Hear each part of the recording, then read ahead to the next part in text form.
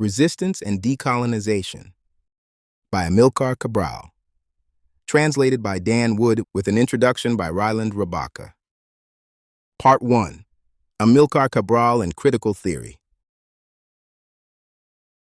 Introductions, Investigations, and Interpretations. Chapter 1. The Weapon of Critical Theory. Amílcar Cabral, Cabralism and Africana Critical Theory by Reiland Rabaka.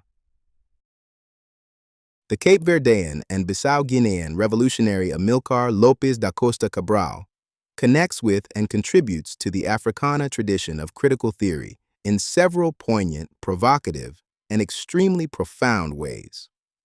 First, it should be mentioned that, although he did not start out or train as a philosopher, Cabral, according to the Nigerian philosopher Olufemi Taiwo, 1999, bequeathed to us a body of writings containing his reflections on such issues as the nature and course of social transformation, human nature, history, violence, oppression, and liberation.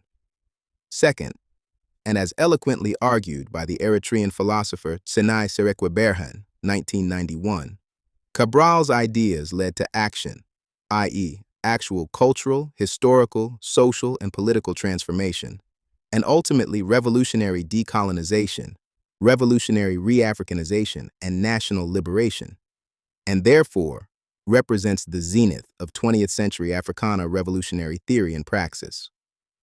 Third and finally, Cabral's writings and reflections provide us with a series of unique contributions to radical politics and critical social theory, which, a la W.E.B. Du Bois, C.L.R. James, Claudia Jones, George Padmore, John Price Mars, Léon Gontran Damas, Aimé Césaire, Leopold Senghor, Louise Thompson Patterson, Frantz Fanon, Malcolm X, Ella Baker, Stokely Carmichael, Angela Davis, Walter Rodney, the Black Panther Party, and the Combahee River Collective, among others, seeks to simultaneously critique the incessantly overlapping, interlocking, and intersecting nature of racism, sexism, capitalism, and colonialism in contemporary society.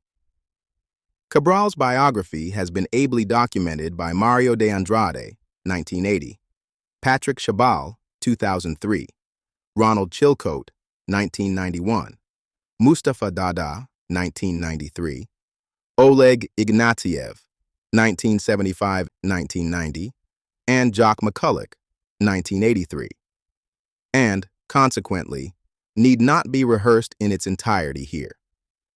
That being said, here at the outset of Resistance and Decolonization, what I am specifically interested in are those aspects of his life and legacy that impacted and influenced his contributions to the Africana tradition of critical theory. As Patrick Chabal observed in his pioneering Amílcar Cabral, Revolutionary Leadership and People's War, 2003, Cabral's revolutionary theory and praxis are virtually incomprehensible without critically engaging his gradual and often extremely interesting growth from nonviolent student militant to internationally acclaimed revolutionary leader. Hence, here I have been tasked with introducing Cabral and his key contributions to the Africana tradition of critical theory, where in the chapter to follow, Dan Wood will contextualize and critically engage the two works, analysis of a few types of resistance and the role of culture in the struggle for independence, which constitute the conceptual core and raison d'etre of resistance and decolonization. Cabral, his background and humble beginnings, the ethical and intellectual formation of a future revolutionary. Cabral was born to Cape Verdean parents in Bafata, Guinea-Bissau, on the 12th of September, 1924. His parents exerted an enormous influence on him. His father, Juvenal Antonio da Costa Cabral, was born on São Tiago Island, Cape Verde. Cabral Sr.'s family was primarily made up of landowners and therefore considered well-to-do by local socio-economic standards. As a result, he was afforded a proper education, as with the other members of his family. Chabal, 2003. Juvenal Cabral had early ambitions to become a priest and, as a consequence, was sent to seminary in Portugal, following a glowing stint in secondary school. It is not clear whether Juvenal's studies in Portugal awakened his sense of anti-colonialism and Africanité, or whether it was the racial climate and rigid religious curriculum of seminary. However, what is certain is that he became a politically conscious man who did not hesitate to speak his mind. For instance, on one occasion, he sent a letter to the Minister of Colonies, deploring what he understood to be the complete absence of government assistance in alleviating the catastrophic effects of drought, going so far as to suggest several remedies. Juvenal's environmental interests and critique of environmental racism should be noted, as they seem to have been handed down to his precocious son Amílcar, who, as Wood's subsequent chapter strongly stresses, was deeply moved by Cape Verdean droughts and the massive toll taken on lumpen proletarianized and racialized lives. In fact, Wood ultimately argues that Cabral was always quick to point out that the devastation caused by these droughts was not merely natural in any simplistic sense, but largely a result of colonial policy. On another occasion, Juvenal wrote an article expressing his disdain with the colonial government after a house collapsed in an overcrowded part of Praia, the capital of Cape Verde. He went further to criticize the inhuman conditions in which Cape Verdeans had to live because they were forced to flee the countryside and come to the already overcrowded city in search of food, shelter, and work. Cabral persuasively argued that it was Amílcar Cabral's father who gave him his first lessons in political education, a point further corroborated by Mustafa Dada, 1993, 139 to 140. Juvenal Cabral also instilled in Amílcar a profound sense of the shared heritage and struggle of Cape Verde and Guinea-Bissau. He wrote poetry, polemics, and expressed an uncommon and long-lasting interest in the agricultural problems of Cape Verde and Guinea-Bissau. Juvenal, ultimately becoming a renowned and well-respected schoolteacher, possessed a deep sense of intellectual curiosity and rigor, a respect for academic pursuits and for the written word, which he consistently stressed to Amílcar and his siblings. Cabral, 2003-30. While it cannot be said that Juvenal Cabral was a revolutionary nationalist by any measure, it does seem clear that he may have planted, however nascent, the seeds of nationalism in the fertile soil of his young son's heart and mind. As it was with his father, Cabral's mother, Eva Pinhal Evora, was born on Santiago Island, Cape Verde. However, unlike his father, she was born into a poor family, a family that strongly stressed hard work and piety. If Cabral's father bequeathed to him political education, a love of poetry, and an interest in agriculture, then it can be argued that his mother provided him with a very special sense of self-determination, discipline, purpose, personal ethics, and an unshakable iron will. For a time, Mrs. Cabral made a good living and was an entrepreneur, the proprietor of a shop and a small pension, boarding house. When Eva and Juvenal Cabral separated in 1929, things took a turn for the worse financially. She lost her business and worked as a seamstress and laborer in a fish canning factory to support her family. Even still, her earnings were barely sufficient to feed the family, and there were days when they went without food. Cabral, 2003, poignantly observed that although Amílcar's family did not starve like so many Cape Verdeans, they were very poor. He went on to importantly emphasize, Cabral never forgot the difficulties of his early years and later spoke of poverty as one of the reasons which had led him to revolt against Portuguese colonialism. The hardships he witnessed his mother endure and overcome while caring for him and his siblings undoubtedly influenced Cabral's views on gender justice and, most especially, women as cultural workers and bona fide revolutionary comrades in the national liberation struggle. Cabral and the Cabo Verdeanidade Movimento, from innocuous anti-colonial student activism to revolutionary democratic socialist African nationalism.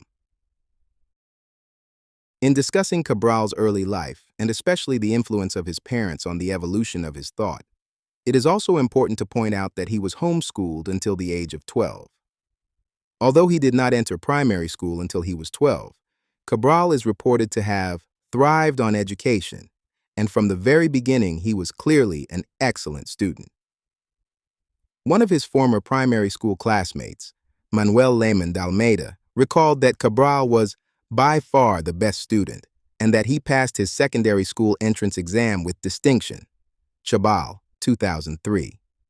His school records support d'Almeida's claims and lucidly illustrate that Cabral completed his studies at the Liceu by the age of 20, which would mean that he finished 4 years of primary school and 7 years of secondary school in an astonishing 8 years. During the last couple of years of his studies at the Liceu, Cabral became aware of the Cape Verdean literary renaissance and cultural movement, commonly known as the Cabo Verdeanidade Movimento, the Cape Verdeanist movement, which was primarily an outgrowth of the journal Claridade, Clarity.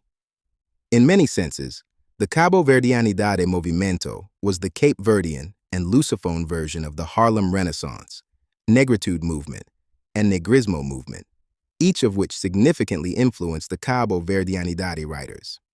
Cabo Verdeanidade was unique in that its writers, for the most part, broke with Eurocentric models and themes and, in a move that must be understood to be extremely bold for the time, turned their attention to Cape Verdean subjects, particularly ordinary people's life worlds and life struggles, from drought to hunger, from migration to mild critiques of colonial miseducation, and from starvation to other forms of deprivation.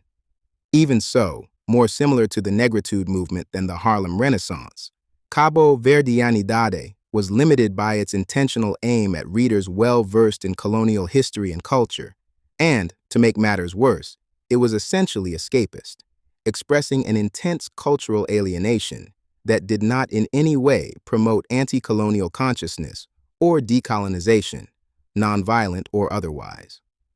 Much like the early issues of Negrismo's Atoué or Negritude's Présence Africaine, then Cabo Verdeanidade's Claridade explored ethnic, racial, and cultural politics in a vacuum, as opposed to connecting the intersections and political economy of ethnicity, race, racism, and colonialism with the machinations of modern capitalism and class struggle.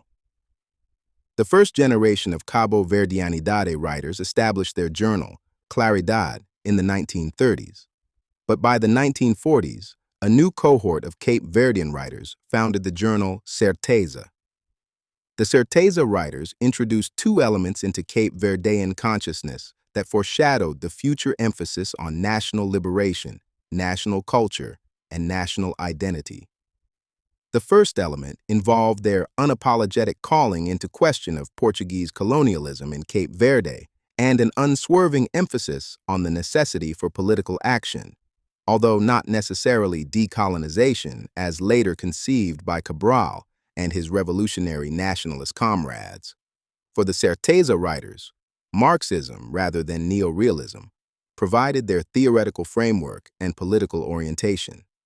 The second element, connected in several ways to the first, revolved around this group's stress on returning Cape Verdeans to the source of their history, culture, and struggle, Africa.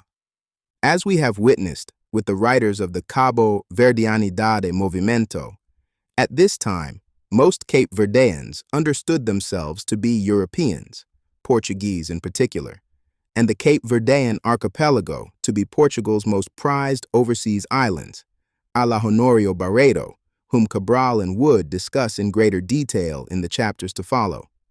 The Certeza writers went beyond the Claridad collective by unequivocally emphasizing their African ancestry and long-standing connections with continental African history, culture, and struggle, and Guinea-Bissau's history, culture, and struggle in particular.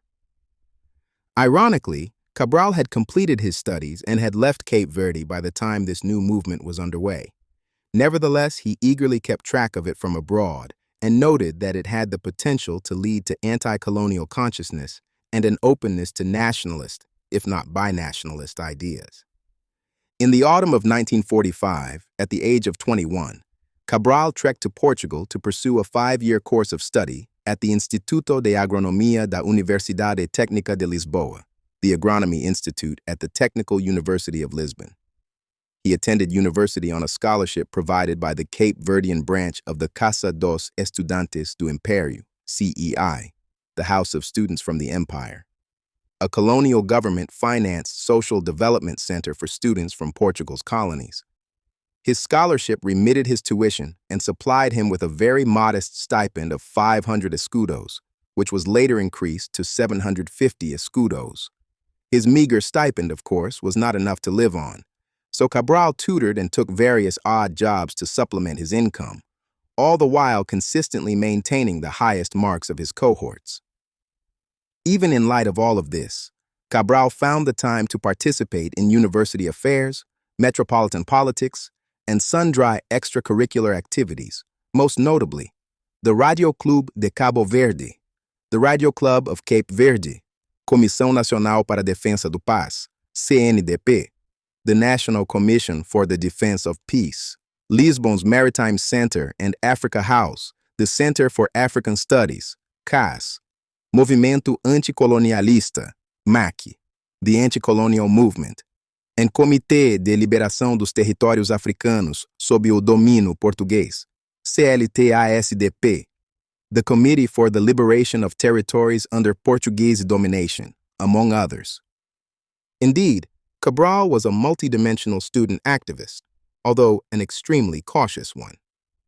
For instance, Mustafa Dada, 1993, contended that Cabral may have stayed clear of subversive politics, largely for cautionary reasons, perhaps for fear of losing his scholarship or being hounded by the Portuguese secret police, Polícia Internacional pela Defensa do Estado, PDE, the International Police for the Defense of the State, the very same secret police who would, 2 decades after he earned his degree in agricultural engineering, mercilessly orchestrate Cabral's assassination. Perhaps Cabral sensed his imminent future fate, but even still, harassed and hounded by the Portuguese secret police, he managed to graduate at the top of his class on the 27th of March, 1952. This was a real feat, especially considering the fact that he was the only student of African origin in his cohort. Out of the 220 students who began the rigorous 5-year course of study with Cabral, only 22 were awarded degrees as agronomists, or rather, agricultural engineers. One of the students with whom Cabral developed a lasting rapport was Maria Helena Rodrigues, a silviculturist, i.e., a tree specialist, who was born in Chaves, northern Portugal. One of only 20 women admitted in Cabral's initial cohort of 220 students, Rodrigues became Cabral's study partner and, after they earned their degrees, his wife. With his studies completed and a new wife by his side, Cabral applied for a position in the Portuguese civil service and was ranked as the best candidate, according to Chabal, 2003, but was denied the post because he was black. This insult served as yet another reminder that Portuguese colonialism was inextricable from Portuguese racism.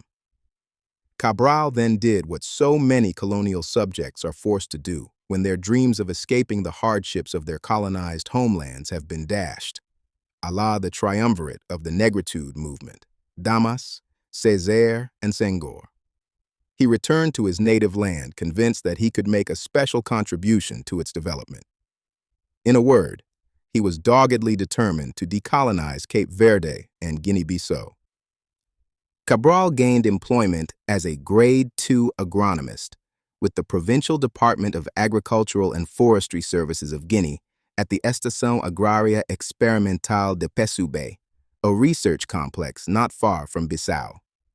He was second in command and, from all the reports, seems to have thrown himself into a Lisbon-based ministry for overseas territories commissioned agricultural census of Guinea-Bissau. It was through this massive undertaking that Cabral became intimately familiar with the people and land in whose interest he would soon wage a protracted people's war for national liberation. He began the study in late 1953, traveling more than 60,000 kilometers and collecting data from approximately 2,248 peasants.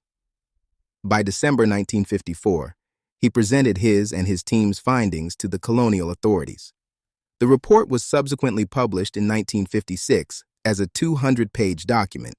It featured statistics and analysis pertaining to Guinea-Bissau's agricultural demography, which the colonial government promised the United Nations Food and Agricultural Organization it would use to better grapple with droughts and famine, among the other issues besetting Guinea-Bissau.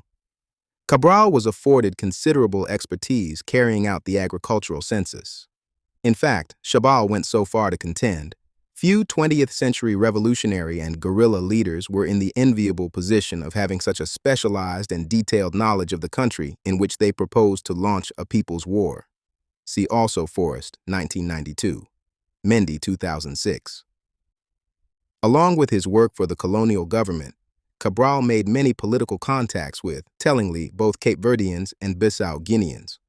Many initially outright rejected his ideas on decolonization, but after he accessibly yet discursively provided examples, often empirical and irrefutable evidence, e.g., disenfranchisement, deprivation, starvation, lack of education, and violent government repression, and typically over a prolonged period of time, i.e., usually several weeks or months, they were persuaded to seriously contemplate radical political alternatives and serious-minded solutions to the problems of Portuguese colonialism and European imperialism, more broadly speaking.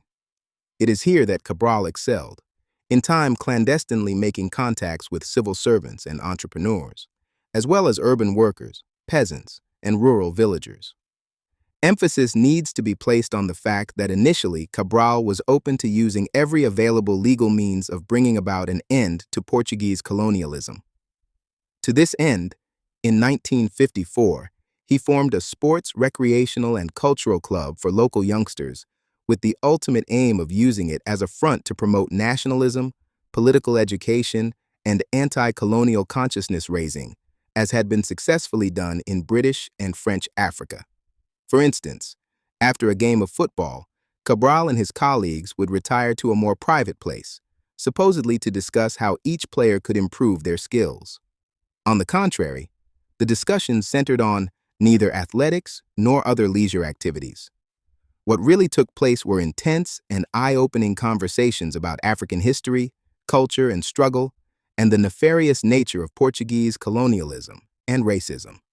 The club and its secret meetings gained considerable notoriety in and around Bissau, and as a result, were insidiously infiltrated by the Portuguese secret police's informers and swiftly terminated on government orders.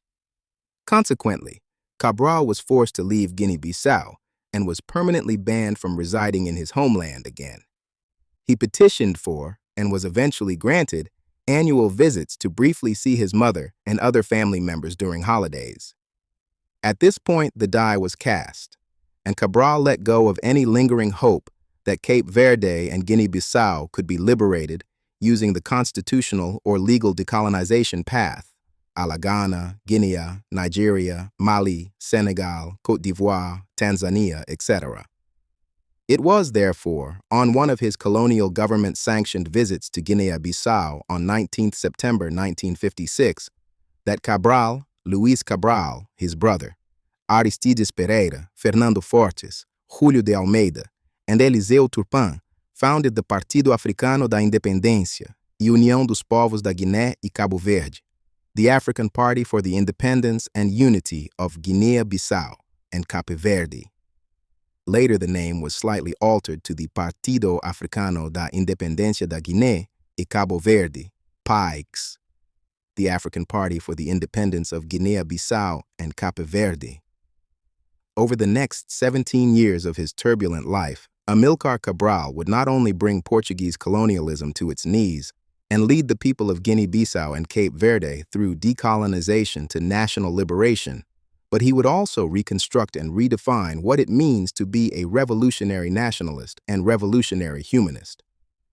Although there are many who argue that Cabral was not necessarily a theorist, but more a guerrilla leader and military strategist whose work is confined to the national liberation struggle of Cape Verde and Guinea-Bissau, much like my volume Concepts of Cabralism, Resistance and Decolonization, unambiguously challenges these assertions and illustrates several of the ways in which Cabral's organic intellectual life and political legacy continues to contribute to radical politics, critical social theory, and revolutionary praxis in general, and the Africana tradition of critical theory in particular. In social movements, 1768 to 2004, noted political sociologist Charles Tilly essentially argued that social movements are most often made up of ordinary people, rather than members of the politically powerful and intellectually elite. And it is these ordinary people, these organic intellectuals, a la Antonio Gramsci's provocative work in his prison notebooks, who collectively think, act, and speak in the best interest of and in concert with everyday average people, the so-called masses. Gramsci, 1971, famously contended that all men are intellectuals, but not all men have in society the function of intellectuals. It is extremely important to emphasize this point because neither the African masses nor the squalid shacks and shantytowns they have been callously quarantined to have been recognized for their intellectual activities and positive social, political, and cultural contributions. Although one can speak of intellectuals, Gramsci declared, one cannot speak of non-intellectuals because non-intellectuals do not exist. In point of fact, there is no human activity from which every form of intellectual participation can be excluded. Homo faber cannot be separated from Homo sapiens, which is to say, the primitive man, Homo faber, cannot be completely divorced from the evolution of the much vaunted wise man or civilized man, Homo sapiens. Intellectuals do not simply inhabit college campuses and highbrow cafes. They can also be found in each and every country in Africa, including the villages, slums, ghettos, and shantytowns. Right along with men of taste, Gramsci included philosophers in his conception of organic intellectuals, contending, each man finally outside his professional activity carries on some form of intellectual activity. That is, he is a philosopher, an artist, a man of taste. He participates in a particular conception of the world, has a conscious line of moral conduct, and therefore contributes to sustain a conception of the world or to modify it, that is, to bring into being new modes of thought. Africana critical theorists, and Amílcar Cabral in particular, may not be understood to be philosophers in the Eurocentric sense of the term, but no mistake should be made about it. The Africana tradition of critical theory, a tradition predicated on the pronouncements and practices of continental and diasporan African organic intellectuals, is undeniably philosophical in that it articulates and actively helps to bring into being a new conception of the world and new modes of thought free from Eurocentrism, racism, sexism, heterosexism, colonialism, and capitalism, as well as other forms of modern and postmodern fascism and imperialism. Conceptions of Cabralism, the 5 stages of Cabral studies.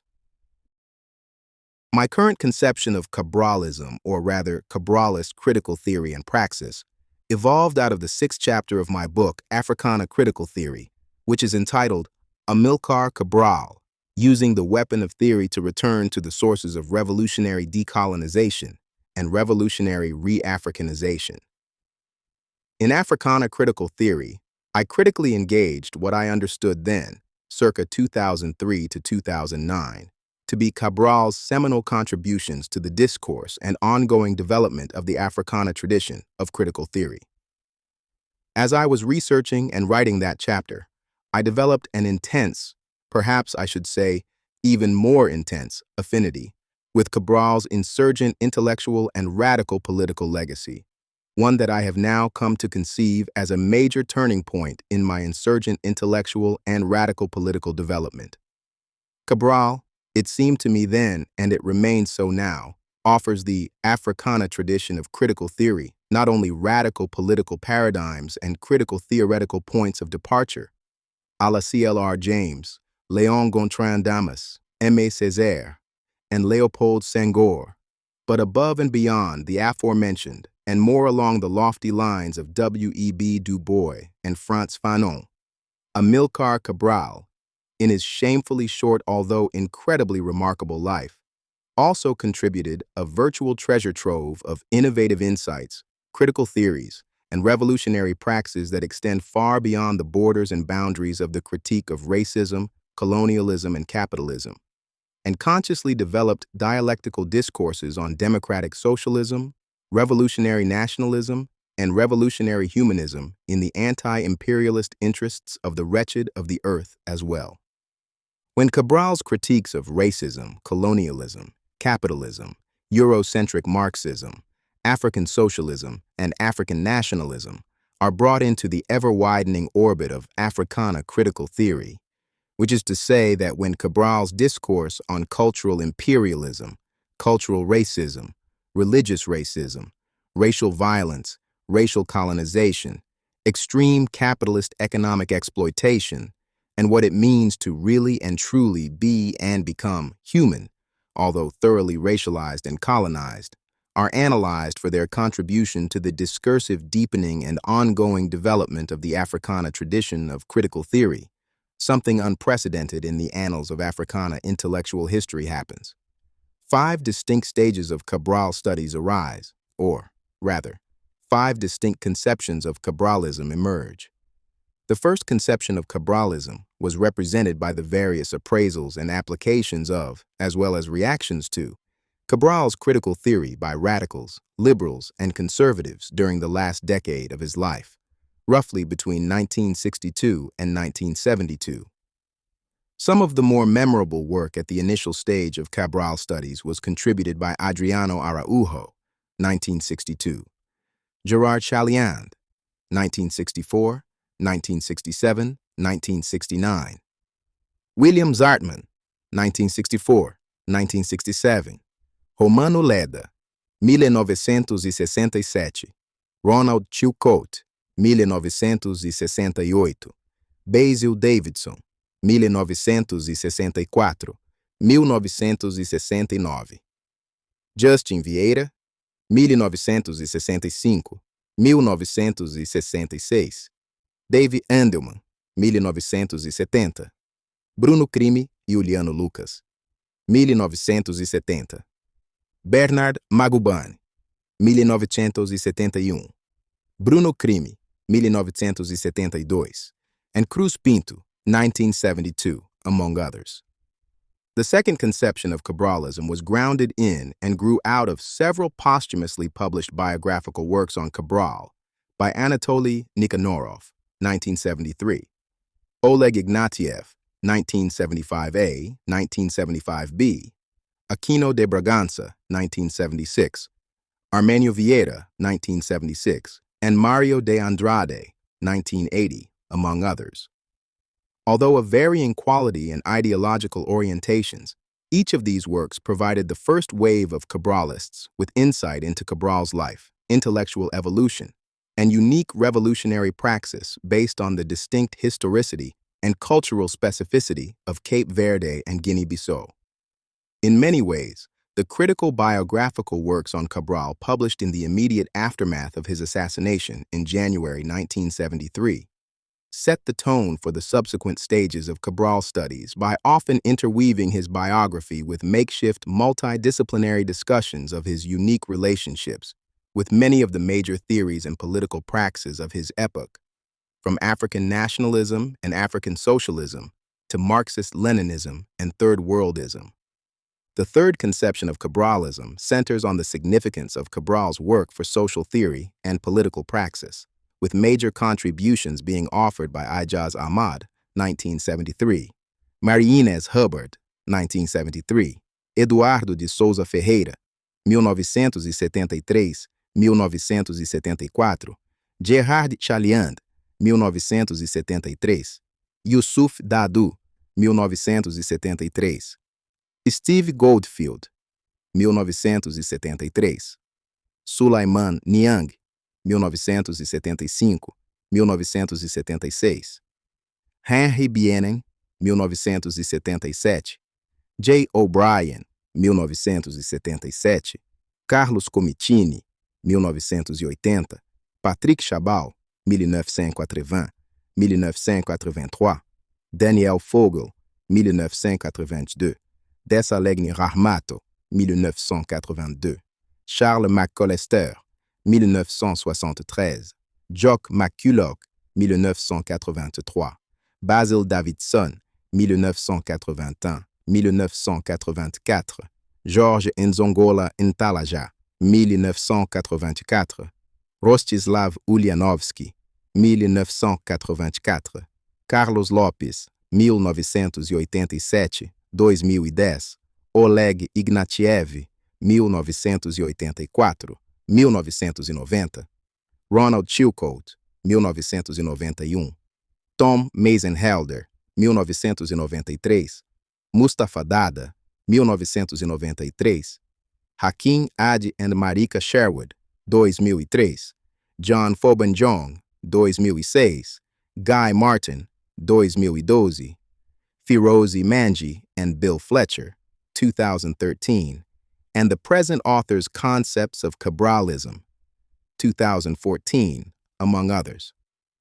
These works collectively demonstrate the distinctiveness of Cabral's radical political theory and praxis, while simultaneously intimating the ways in which his work has import for history, geography, sociology, anthropology, economics, political science, agricultural science, and military science, among other disciplines.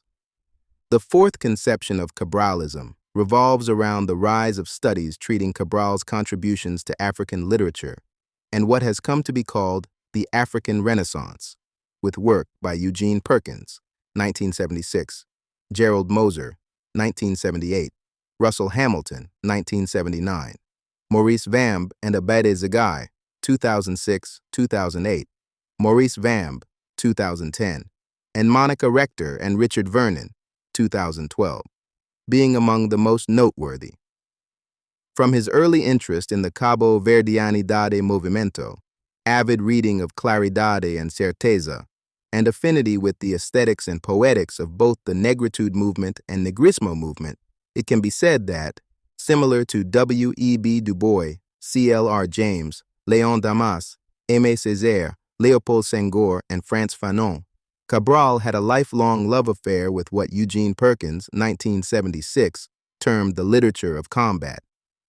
In his pioneering work, Perkins observed that although often overlooked, many of the leaders of African liberation movements are themselves poets whose works have served as empirical testimonies to the nature of African liberation struggles. For example, he importantly continued, Sékou Touré, Amílcar Cabral, Eduardo Mondlane, Marcelino dos Santos, Agostinho Neto, and even Patrice Lumumba are but a few examples of African liberation leaders who have also gained recognition as poets. Whether or not this correlation of poetic skills and political advocacy is by circumstance or because of some other unexplained relationship, I cannot say. But it is interesting to note that so many African liberation leaders are poets whose dedication to their struggles is reflected by both their words and deeds. Indeed, Cabral can be situated within the African liberation leader-poet-politico paradigm, although most Cabral studies scholars have given little or no attention to Cabral's poetry and poetics. As Gerald Moser asserted in his groundbreaking The Poet Amílcar Cabral, 1978, Amílcar Cabral is universally known as the most successful of all the leaders in the African struggles for independence from Portuguese colonial rule during the 1960s and 1970s.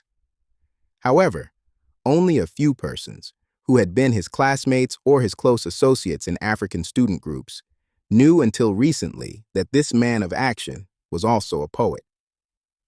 In 1978, 5 years after his assassination, Moser published 10 of Cabral's poems written between 1945 and 1946. They are, to say the least, breathtakingly beautiful and provide Cabralists with a rare glimpse into the emotional and intellectual landscape of a young Cabral who was already questioning and becoming increasingly critical of Portuguese colonialism and racism. Consequently, as with almost every other major figure in the Africana tradition of critical theory, Cabral's critical theory and radical politics are, however loosely, linked to his poetics and broader concern with African aesthetics and culture. The fifth and final stage of Cabral studies consists of engagements with Cabral's thought in the interest of developing Africana studies in general, and Africana philosophy in particular. The purpose of the fifth conception of Cabralism is neither to deify nor demonize Cabral, but instead to dispassionately explore the ways in which his life and legacy contribute to the discursive formations and discursive practices of Africana studies. Major works that fall within the fifth stage include Robert Blackie, 1974, Adel Janadu, 1978, Amadi Dieng, 1978, Yolande van Ewen, 1979, Tete Kofi, 1981, Bert Thomas, 1982, Maulana Karenga, 1982-1985, Enoch Njock, 1983, Américo Moreira, 1989, Shubi Ishemo, 1993-2004, Senai Serekweberhan, 1994, 2000, 2004, 2006, David Birmingham, 1995, Olufemi Taiwo, 1999, Pablo Idaossa, 2004, Amílcar Lopes, 2006, Ibrahim Abdullah, 2006, Deirdre Mantel, 2006, Richard Loban, 2006, John Fobanjong and Thomas Renuga, 2006, Biodun Jefo, 2007, Charles Peterson, 2007, Nicholas Creary, 2012, Guy Martin, 2012, Feroz Manji and Bill Fletcher, 2013, and the present author's aforementioned Concepts of Cabralism, 2014, among others. A core characteristic of the works within the fifth stage of Cabral studies is that even in books or articles where Cabral's name is prominent in the title, the overarching intellectual agenda is essentially aimed at contributing to Africana studies, in the most general, albeit critical, sense of the term. It is, therefore, with this in mind that I openly acknowledge that my conception and articulation of Cabralism, or rather, Cabralist critical theory, is deeply rooted in and decidedly grows out of the fifth stage of Cabral studies.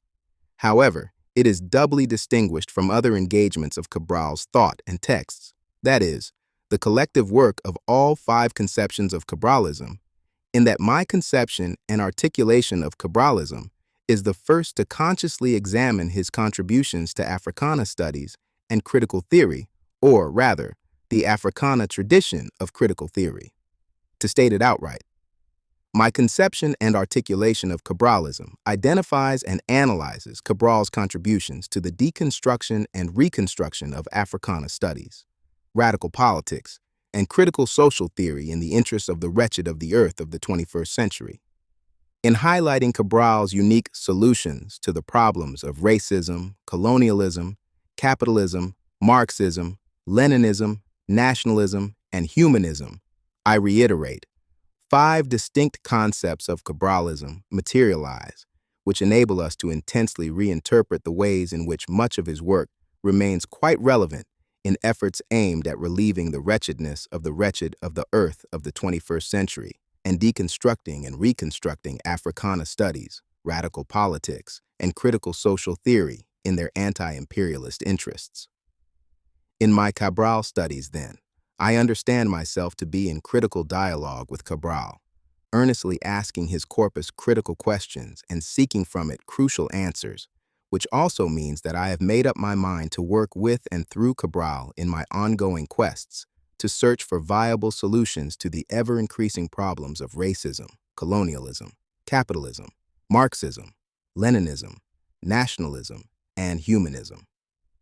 My Cabral studies, in short, keeps with Cabral's own predilection for connecting critical theory to revolutionary praxis by utilizing his thought and texts as paradigms and points of departure to deepen and further develop the Africana tradition of critical theory.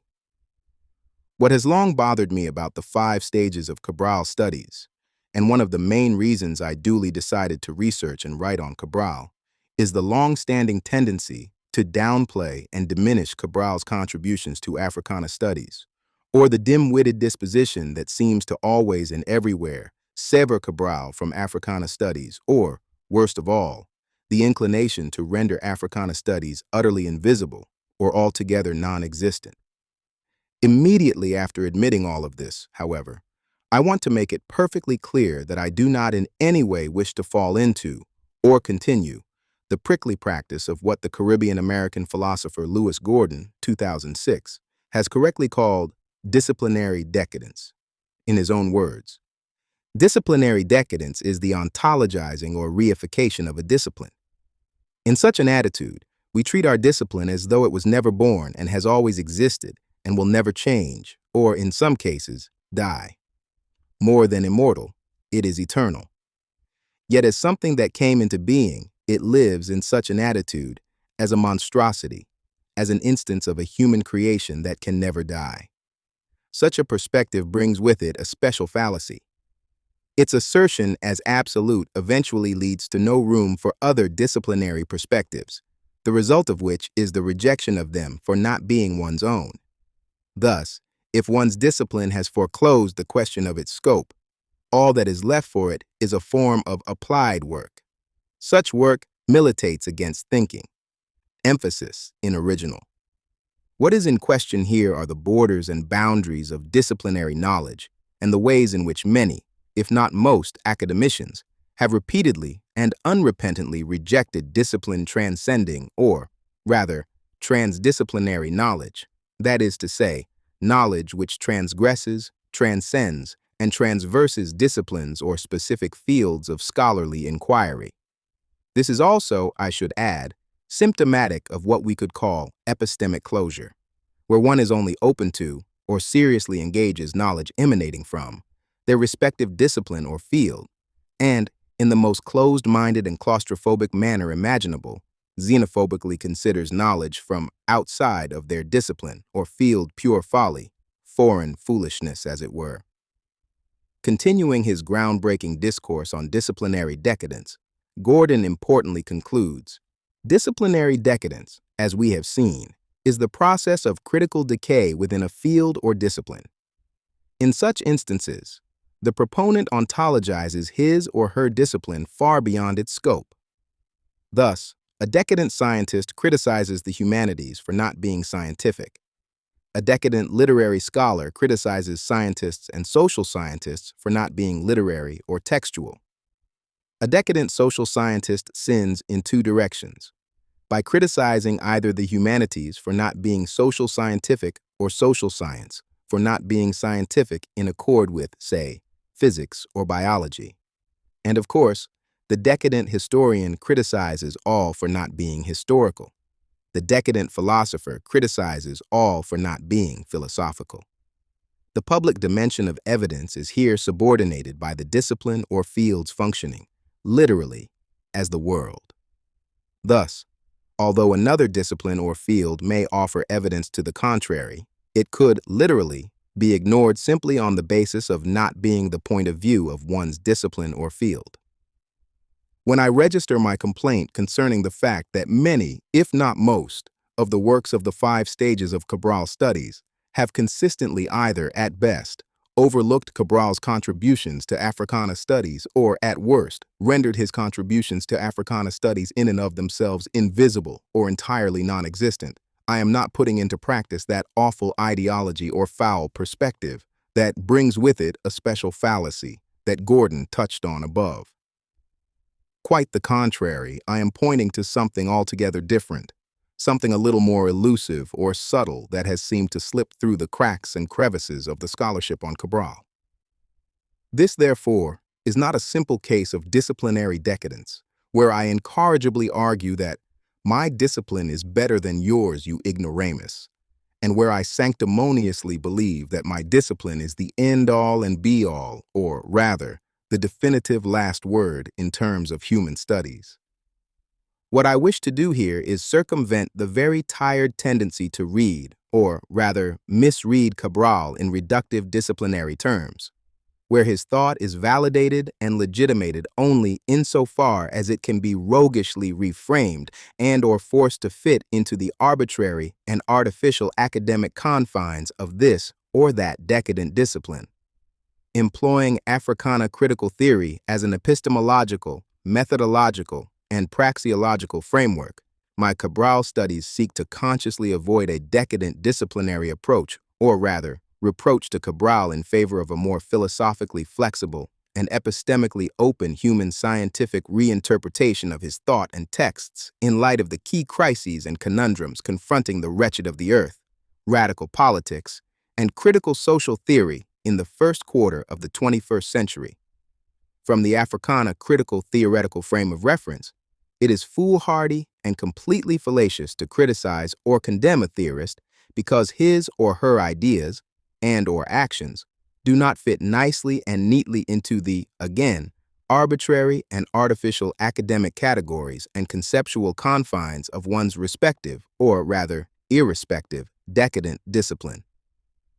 Cabral was not simply a military strategist or philosopher or revolutionary, but even more, he was an extremely innovative and complex organic intellectual activist whose intellectual history-making dialectical discourse appropriated the wide range of epistemic resources, whether from the social sciences or the humanities, or the life worlds and life struggles of the wretched of the earth. At his disposal, and these epistemic resources, however unorthodox, became integral parts of his ever-evolving weapon of theory and intellectual arsenal, without any regard whatsoever for the arbitrary and artificial academic and disciplinary borders and boundaries of Europe's insidious ivory towers and the apartheid-like absurdities of the American Academy.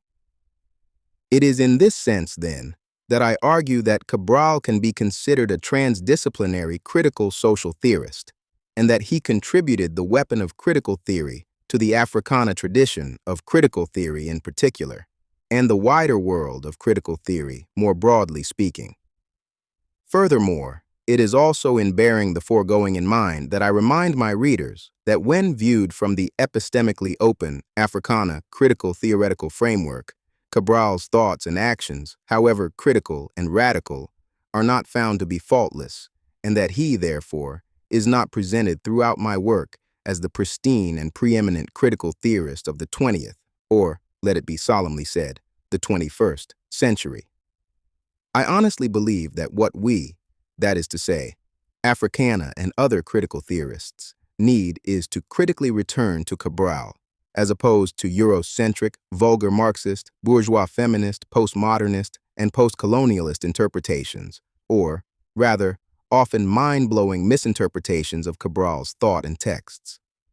If racial colonialism continues to be perfectly pathological, sorely sadistic, and viscously violent, as I understand it to be and as I have argued that it is in all of my work, then we need the insurgent intellectual and radical political resources of what remains one of the most profound and provocative critiques and confrontations of not simply racial colonialism, but also of the ways in which racism and colonialism incessantly overlap, interlock, and intersect with capitalism, Marxism, nationalism, third worldism, and, even more ironically, humanism, that which acutely occurs throughout the passionate pages of Cabral's Our People Are Our Mountains, Revolution in Guinea, Return to the Source, Unity and Struggle, and the present volume.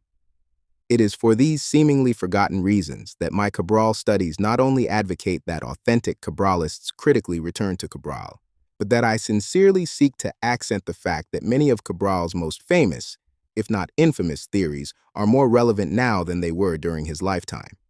For instance, Cabral's theory of the socio-pathological impact of the simultaneous racialization and colonization of the wretched of the earth, his theory of the interconnections and inextricability of colonialism and capitalism, his dialectical theory of cultural racism and cultural imperialism, his theory of the dialectic of revolutionary decolonization and revolutionary re-Africanization, and his theory of the dialectic of revolutionary nationalism and revolutionary humanism are undoubtedly more needed now than ever before, and especially with regard to the dialectical deconstruction and reconstruction of Africana studies, radical politics, and critical social theory in the anti-imperialist interests of the wretched of the earth.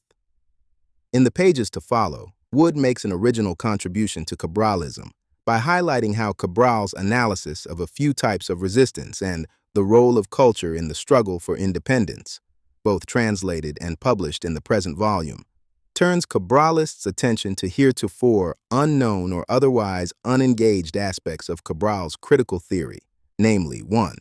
his critical genealogy and dismantling of colonial regimes of historical representation. 2.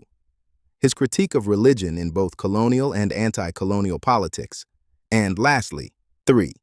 His revolutionary anti-colonial misology, a synonym for ecology, which, according to Wood, signifies the attempt to understand the relations of living things to their environments.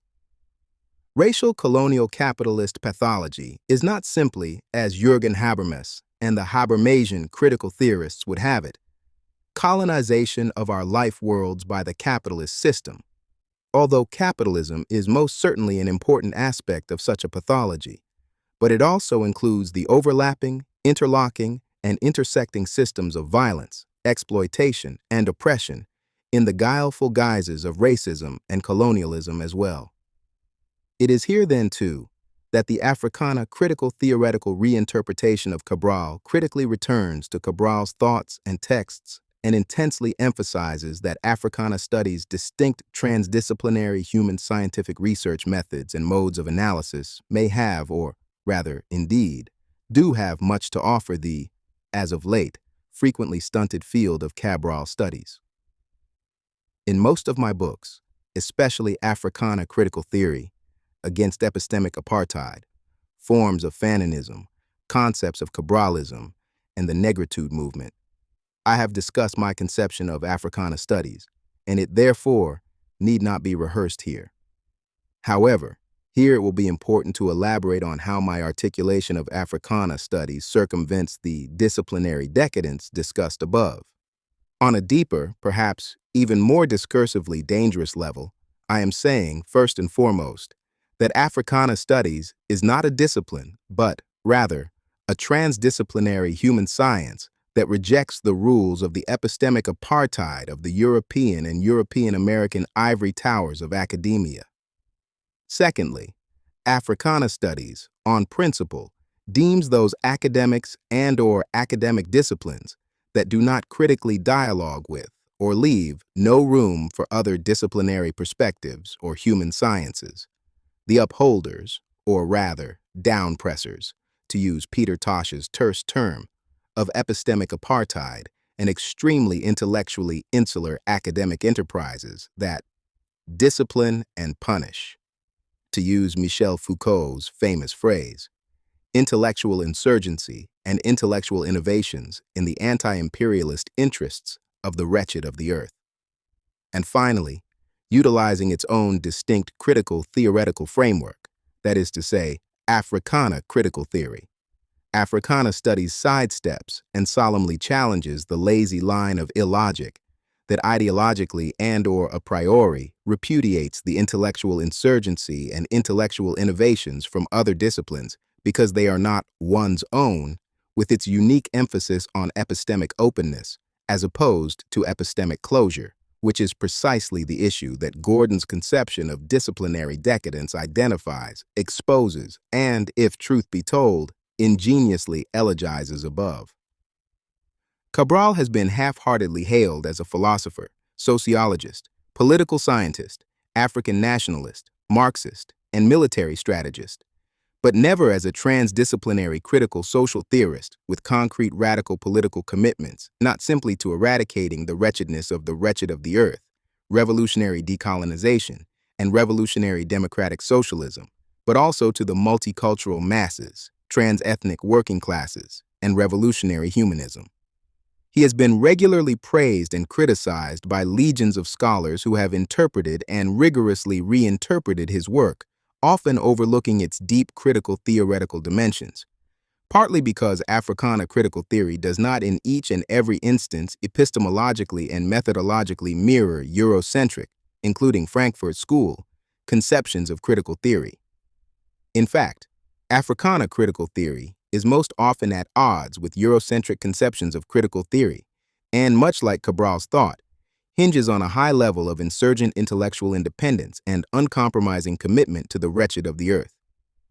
This, of course, is readily apparent in the pages to follow when Wood, in the most full-throated manner imaginable, asserts that Cabral's unique occupation of so many subject positions, student, diplomat, organic intellectual, poet, agronomist, general secretary, revolutionary, and so forth, gave rise to a critical discourse and praxis that performatively puts into question the limits of white armchair critical theory.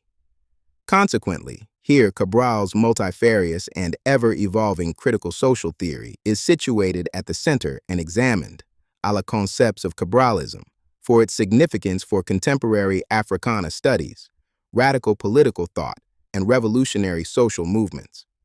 I simply could not agree with Wood more when he strongly stresses that the flexibility of Cabral's concepts, his translation of the problems and strategies of anti-colonial politics between peasants and diplomats, and his connection of other, e.g. Vietnamese and Algerian, anti-imperialist struggles with those of West Africa, suggests that one should adopt a similarly malleable theoretical and discursive openness to the critique of society and imperialism, while rethinking critical theory alongside Cabral.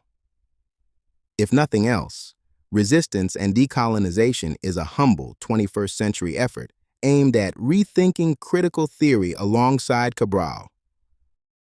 African critical theory. Cabral's critical theory of national history, national culture, and national liberation.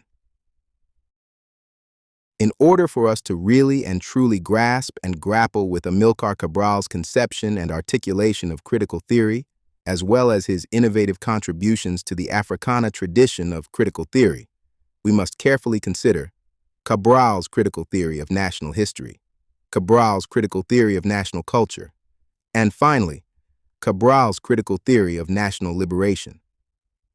That being understood, we should begin our discussion by openly acknowledging and emphasizing that Cabral's concept of culture was inextricable from his understanding of history. History, for Cabral, is the narrative of the imbalances and conflicts, economic, political, and social, that historically and contemporarily shape and characterize the development of a society. And culture is a series of dynamic syntheses which have been developed and established to solve and resolve social and political conflicts at each stage in the evolution of a society. Cabral, 1979, emphasized the elasticity and durability of culture even in the face of colonialism. One of the most serious mistakes, if not the most serious mistake, made by the colonial powers in Africa may have been to ignore or underestimate the cultural strength of African peoples. This attitude is particularly clear in the case of Portuguese colonial domination in Cape Verde and Guinea-Bissau, which he underscored was not content with denying absolutely the existence of cultural values of the African and his condition as a social being, but has persisted in forbidding him any kind of political activity. The colonizers confused repression with destruction. To repress the colonized people's culture is not to destroy their culture. It is quite simply, among other things, an attempt to denounce, denude, and degrade the culture of the colonized. But denying something, or even more, distorting something, does not destroy it. It merely means that one has chosen, perhaps, to ignore or negatively characterize an actually existing concrete fact or form or force. However, in response to this conundrum, Cabral contended that the capacity for cultural resistance by African and other racially colonized people was not destroyed.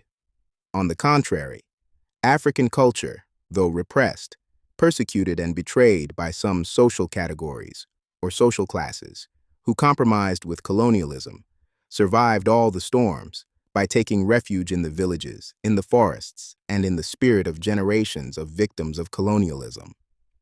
It was Cabral's impassioned belief that the real potential for anti-colonial revolution, which is to say, national liberation, rested on the ironic fact that the great majority of the racially colonized people, the wretched of the earth, had only marginally been affected, if at all, by colonial culture.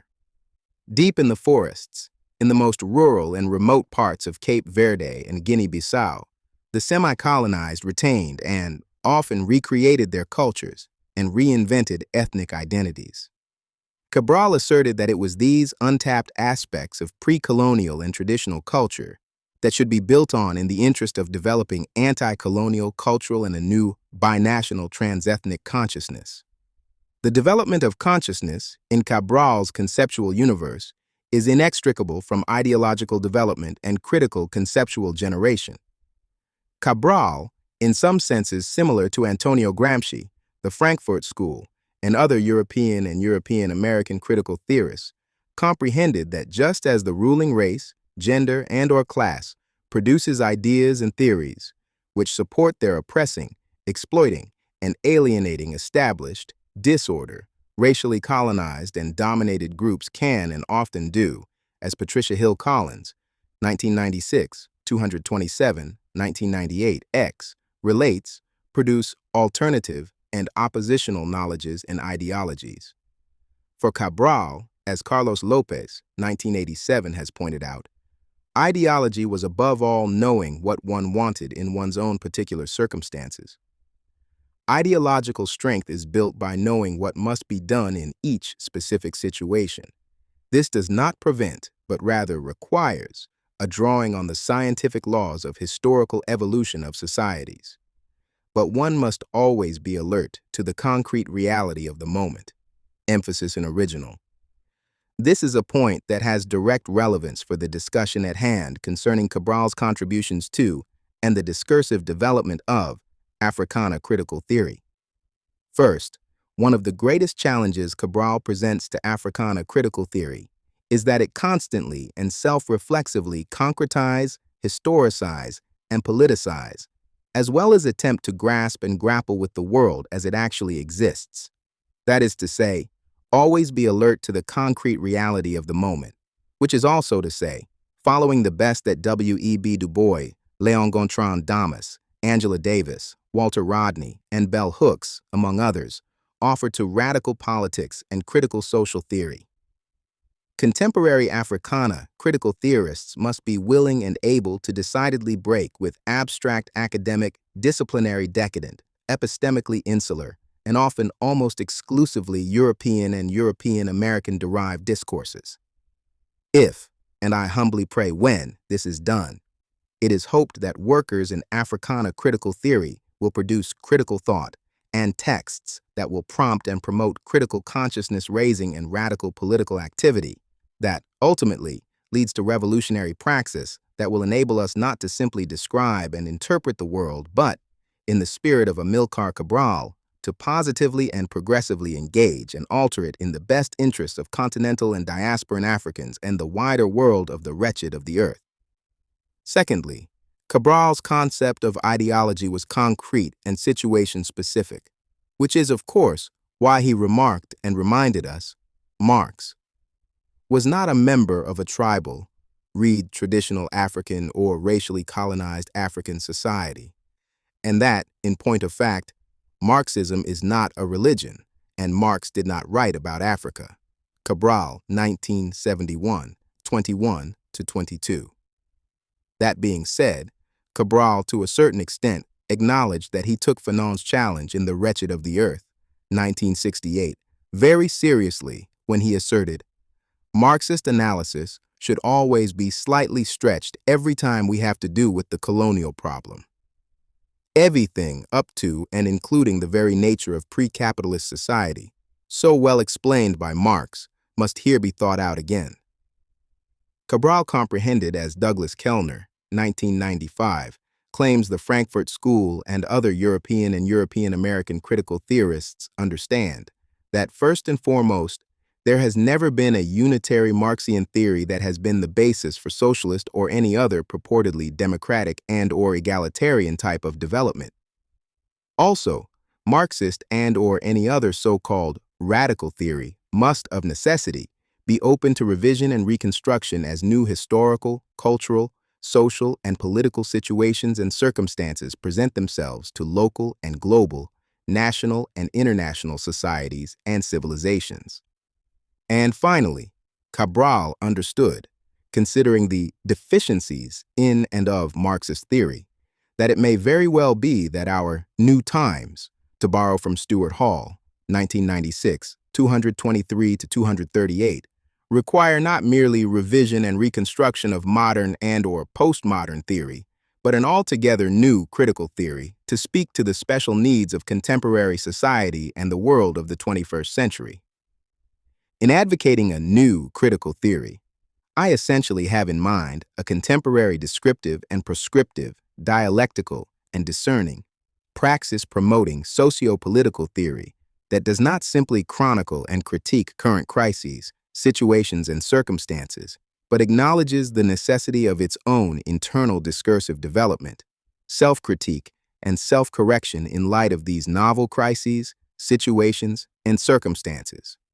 It is an epistemically and existentially open-ended theory of contemporary society, which sidesteps the intellectual insularity of much of European and European-American critical theory, what Wood calls white armchair critical theory in the ensuing essay, and attempts to engage and eradicate our current social ills, say, for instance, racism, sexism, capitalism, colonialism, homophobia, heterosexism, and religious intolerance, among other elements of contemporary imperialism. This new critical theory should build on and go beyond not solely European and European-American critical theory, but must also, out of exigency, be willing and able to engage the critical theory produced by and on behalf of the non-European and non-white world, its organic intellectuals, radical political activists, critical social theorists, and, most importantly, its working classes and masses. In somewhat plainer English, the new critical theory, which our new times demand, should base its descriptions, prescriptions, and proscriptions on all available radical and revolutionary sources, and, if truth be told, both European and non-European traditions of critical theory have much to offer, as does, to reiterate, the non-white working classes and masses traditions of critical theory, especially as expressed in popular music and popular culture, key aspects of which I have humbly chronicled and critically engaged in Hip Hop's Inheritance, 2011, Hip Hop's Amnesia, 2012, and The Hip Hop Movement, 2013. As Stuart Hall, 1996, has correctly observed, our new times make it mandatory that contemporary critical theorists be conscious of changes out there and in here.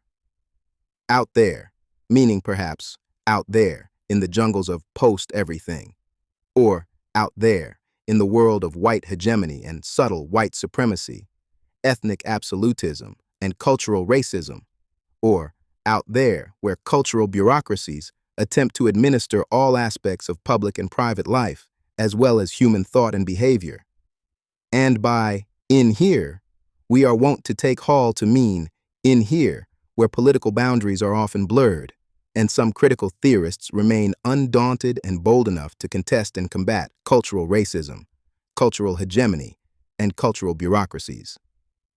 In here, where there exist those whose critical theories represent a very real ethnicization, feminization, and sexualization of radical theory and politics.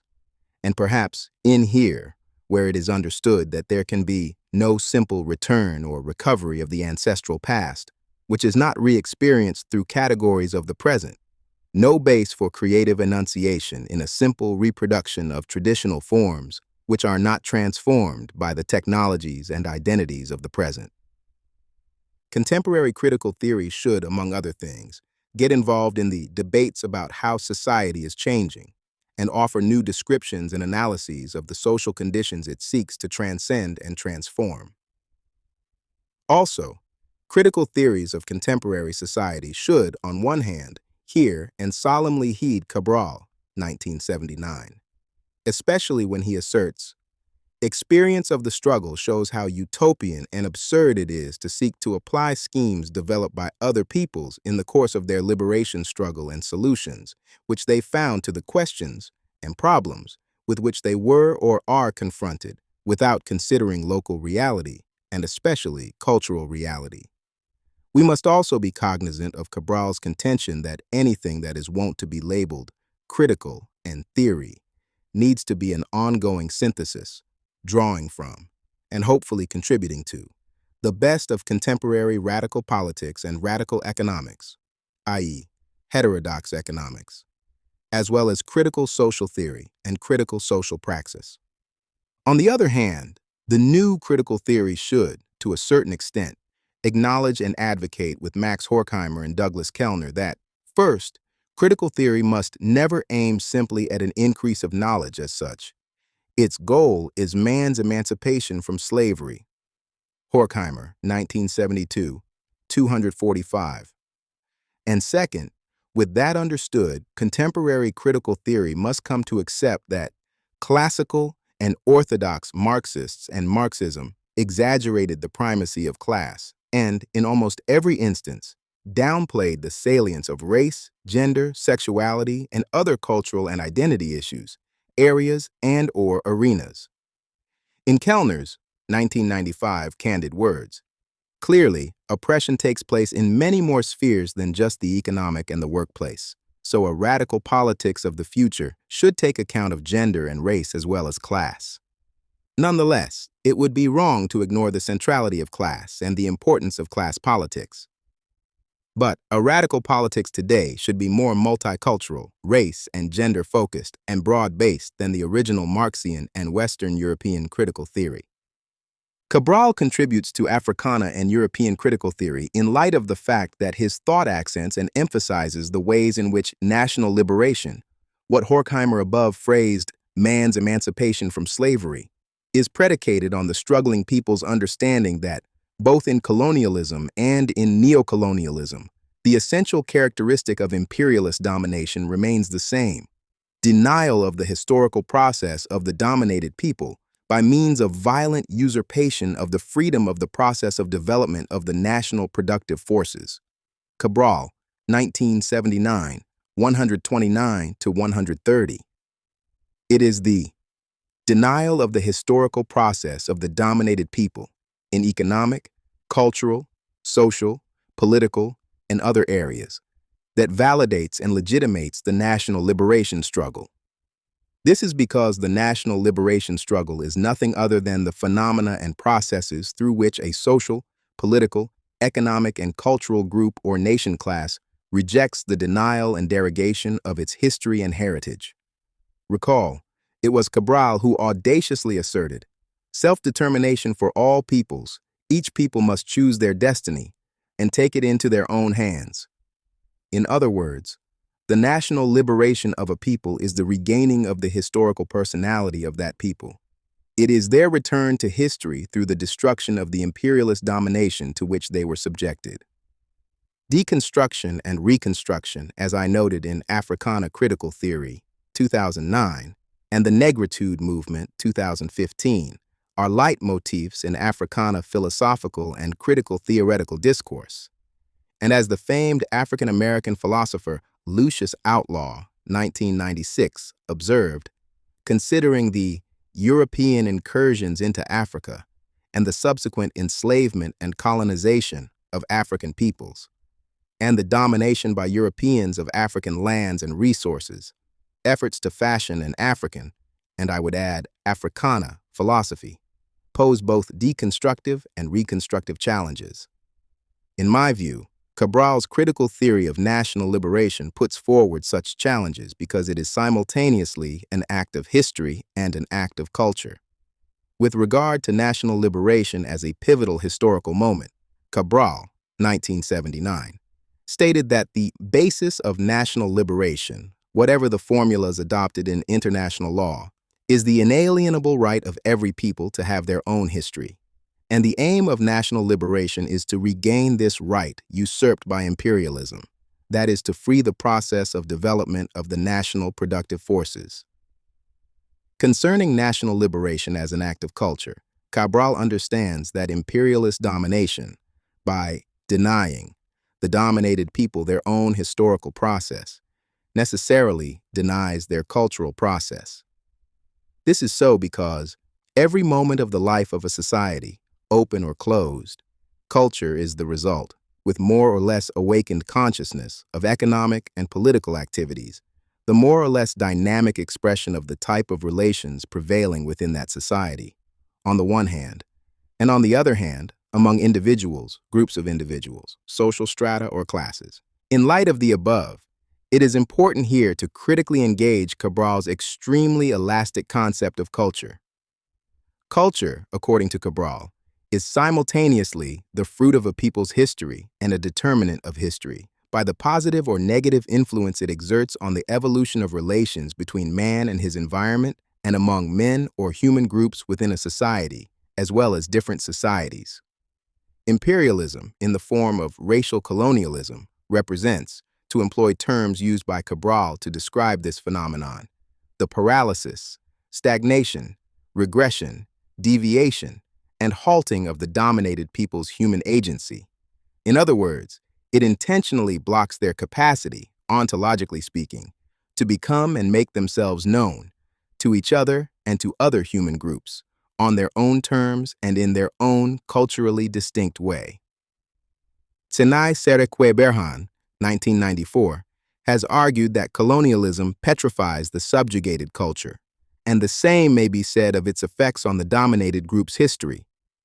If, therefore, history and culture are understood as Serekwe-Berhan, closely following Cabral's lead, comprehends them, then history and culture can be comprehended as the actuality of engagements, intellectual, artistic, spiritual, and material, in which a people unveils its existence.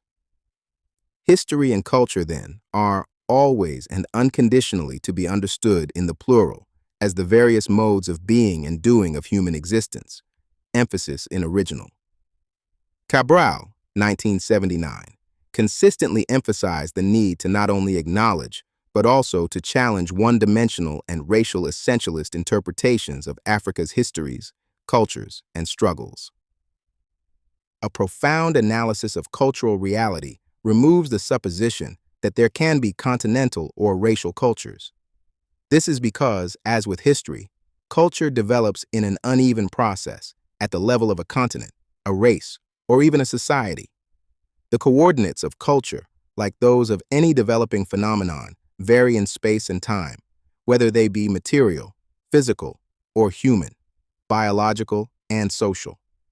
The fact of recognizing the existence of common and special traits in the cultures of African peoples, independently of the color of their skin, does not necessarily imply that one and only one culture exists on the continent. In the same way that from the economic and political point of view, one can note the existence of various Africas, so there are also various African cultures. When and where history and culture are comprehended in this way, in the plural and, as Serekwe-Berhan said, as the various modes of being and doing of human existence, then, and perhaps only then, is Cabral's call for a return to the source most comprehensible. For Cabral, Africa, which is to say Africa's histories, cultures, and peoples, is much more complex, the cultures more wide-ranging and diverse than previously noted by colonial anthropologists, ethnologists, missionaries, and others, including European-educated, or rather European miseducated Africans and their all-encompassing theories of Africa's ancient and glorious past. This, of course, is not in any way to imply that Africa did not have an ancient and glorious past, but only to emphasize that not everything in Africa's past was paradisiacal, and that contemporary Africana critical theorists should employ Cabral's distinct dialectical and historical materialism when approaching Africa's histories, cultures, and struggles.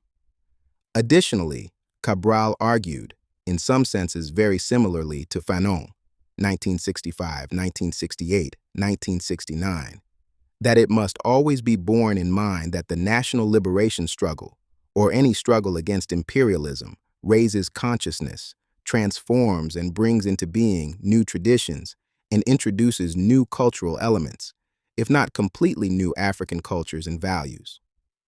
One of the new traditions, i.e., new, conceptually speaking, that Cabral's radical politics and revolutionary praxis historically and currently contributes to is what I have come to call the Africana tradition of critical theory, or, more simply, Africana critical theory.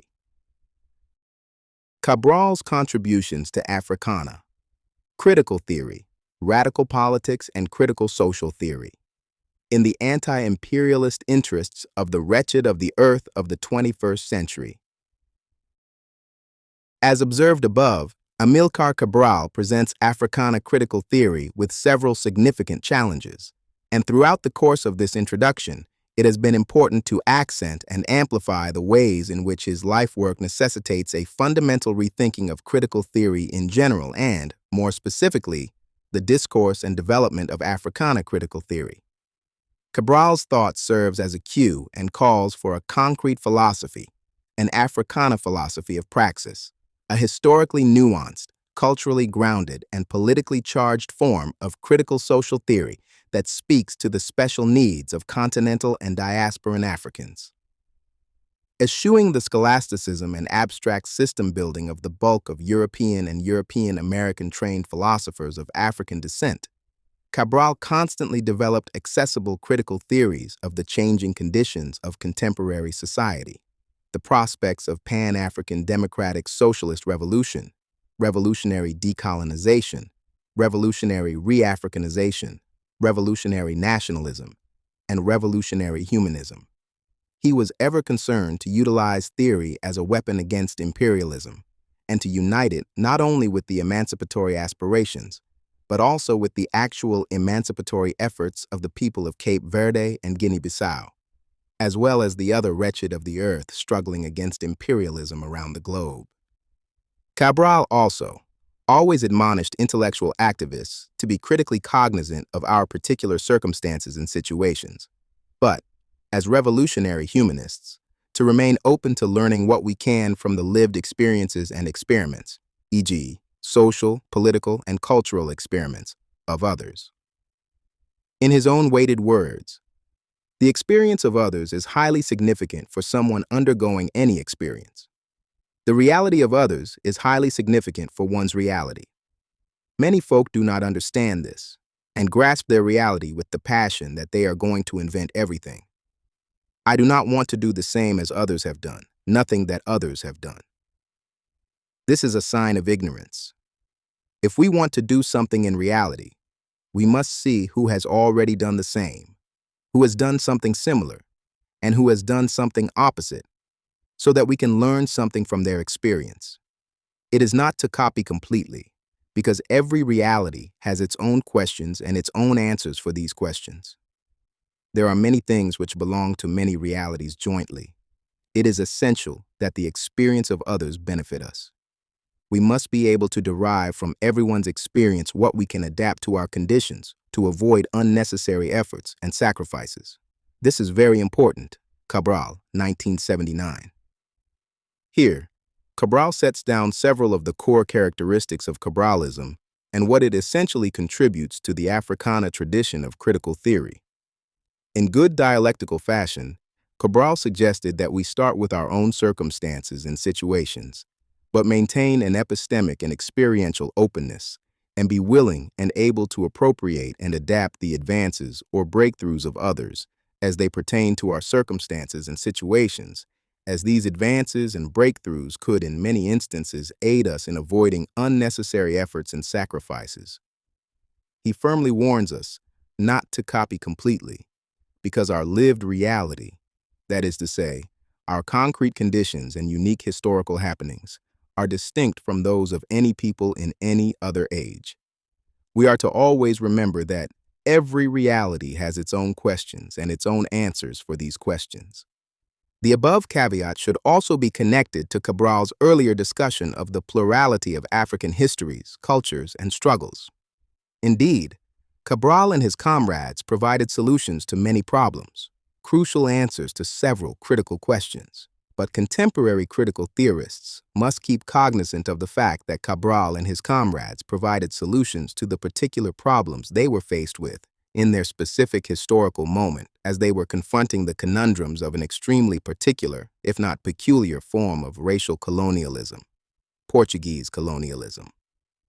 It should be recalled that Cabral, 1972, critically contended, "We, peoples of Africa, who are fighting against Portuguese colonialism, have suffered under very special conditions because for the past 40 years, we have been under the domination of a fascist regime." He importantly continued, "Portugal is an economically backward country in which about 50% of the population is illiterate, a country which you will find at the bottom of all the statistical tables of Europe. Point blank. Portugal is a country in no position at all to dominate any other country. This means, then, that it is equally important for contemporary critical theorists, Africana or otherwise, to bear in mind that however attractive Cabral's thought, no matter how fervently we believe it to speak to the special issues we are confronted with in the 21st century, his contributions to critical theory cannot provide us with the concrete and nuanced historico-cultural understandings necessary to develop revolutionary political praxis and revolutionary social movements, which is to say, national and international decolonization and liberation struggles aimed at altering the novel social and political problems of the present. There simply is no substitute for contemporary critical theorists practicing conceptual generation and intellectual innovation.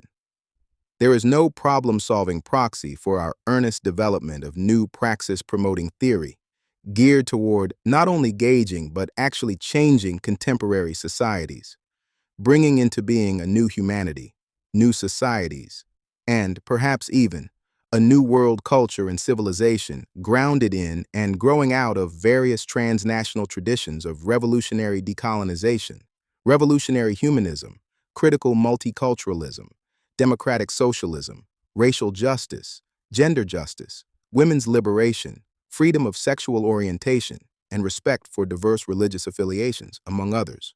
However, even in light of all the critical observations above, I continue to believe that Cabral's theoretic strategic framework, which is to say, Cabralism, is extremely useful for those critical theorists concerned with not merely colonialism, neo-colonialism, and post-colonialism, but also racism, critical race theory, revolutionary nationalism, revolutionary humanism, decolonization, re-Africanization, and the critique of capitalism and class struggles in contemporary society.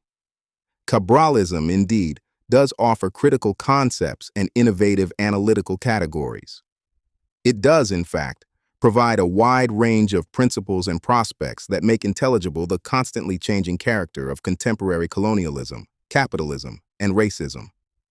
Further, it seems to prophetically prefigure and point to new, untapped types of revolutionary movement, and even goes so far to suggest several distinct directions for future radical politics, critical social theory, and revolutionary praxis. Cabralism is distinctive in that it audaciously challenges contemporary theorists to actually, ontologically speaking, be simultaneously critical and theorists, intellectuals, and activists. It explicitly asks that critical theorists embrace the dialectical task of transforming themselves and their societies, which, once again, are situated in specific historical moments, with concrete conditions, and particular social and political problems. Corroborating Cabral and, in a sense, updating his thesis that every reality has its own questions and its own answers for these questions, the Ghanaian philosopher Kwame Gyekye, 1995, has stated, "Philosophers belonging to a given culture or era or tradition select those concepts or clusters of concepts that, for one reason or another, matter most, and that therefore are brought to the fore in their analysis. These concepts and clusters of concepts are employed insofar as specific philosophers understand them to offer the most compelling and comprehensive means to alter contemporary societies and, even more, contemporary souls, following the fundamental thrust of Du Bois' contributions to critical theory." Gyekye, 1997, commented further, "If one were to examine the cultural and historical setting of the intellectual focus, concerns, and direction of the individual thinker, one would be convinced, beyond doubt, that philosophy is a conceptual response to the basic human problems that arise in any given society in a given epoch. Such an examination would reveal that philosophers grapple at the conceptual level with problems and issues of their times, even though this does not mean that the relevance of their ideas, insights, arguments, and conclusions is to be tethered to those times. For, more often than not, the relevance of their insights and arguments, or at least some of them, transcends the confines of their own times and cultures and, thus, can be embraced by other cultures or societies or different generational epochs. In other words, a philosophical doctrine may be historical, that is, generated originally in response to some historical events or circumstances, without our having to look on it as historicistic, without our having to confine its significance simply to those times of history when it was actually produced. The fact that the philosophers who produced the ideas and arguments were giving conceptual response and attention to the experiences of their times needs to be stressed and constantly borne in mind. It was the problems of the time that constituted the points of departure for their reflective analyses. Cabral impels Africana critical theory to consider the concrete conditions of philosophical settings, reminding us that it may be extremely useful to acknowledge and engage the fact that, and the manner in which, philosophy is inextricable from notions of, most especially, tradition, but also history and heritage as well. Another Ghanaian philosopher, Kwasi Wiredu, 1991, has asserted that the philosophy of a people is always a tradition, and that a tradition presupposes a certain minimum of organic relationships among, at least some of, its elements. He goes on to observe, if a tradition of modern philosophy is to develop and flourish in Africa, there will have to be philosophical interaction and cross-fertilization among contemporary African workers in philosophy. Inasmuch as it is reputedly a return to the history and culture of African peoples, Cabral's critical return to the source suggests in no uncertain terms that Africana critical theory of contemporary society concern itself with the deconstruction of European-derived continental and diasporan African philosophical discourse, and the reconstruction of a radically decolonized and re-Africanized critical theory and revolutionary praxis tradition. That is to say, what I have been referring to as the Africana tradition of critical theory and revolutionary praxis. The deconstruction of European-based continental and diasporan African philosophy presupposes that modern workers in Africana philosophy and Africana studies in general have the analytical skills and intellectual tools, not to mention the intellectual audacity, to undertake such an endeavor. Furthermore, this endeavor, being nothing less than what has been identified and articulated in all of my work as Africana critical theory, must always and at its core, as a critical self-conscious and critical self-reflective effort, be willing and able to critique and correct its own subjective settings, concrete conditions, and insidiously inherited Eurocentric philosophical influences, as well as other imperialist intellectual influences, which in many, if not in most instances, keeps it from doing what Guinea-Bissau, 1997, among others, understands the fundamental tasks of philosophy to be: 1. Provide people with a fundamental system of beliefs to live by. 2. Determine the nature of human values and how these values can be realized concretely in human societies. 3. Speculate about the whole range of human experience by providing conceptual interpretations and analysis of that experience, necessarily doing so not only by responding to the basic issues and problems generated by that experience, but also by suggesting new or alternative ways of thought and action. And finally, 4. Offer conceptual responses to the problems posed in any given epoch for a given society or culture. To speak of an Africana critical theory in the contemporary moment means nothing less than speaking of and actively engaging in the critique, appreciation, appropriation, and disruption, if need be, of hitherto traditional, or even more abstract, academic, and Eurocentric, European-influenced forms of continental and diasporan African philosophy and intellectualism. As Cabral's critical theory suggests, the engagement of any form or field of knowledge should always and ever be not for scholasticism, abstract system building, or simply nostalgia's sake, but in the interest of real, living, suffering, and struggling women, men, and children. In other words, not knowledge for knowledge's sake, but knowledge for life and liberation's sake. Again, Guinea-Bissau offers Africana philosophers advice. Philosophical knowledge and insight should benefit the society as a whole, not merely the philosophers personally.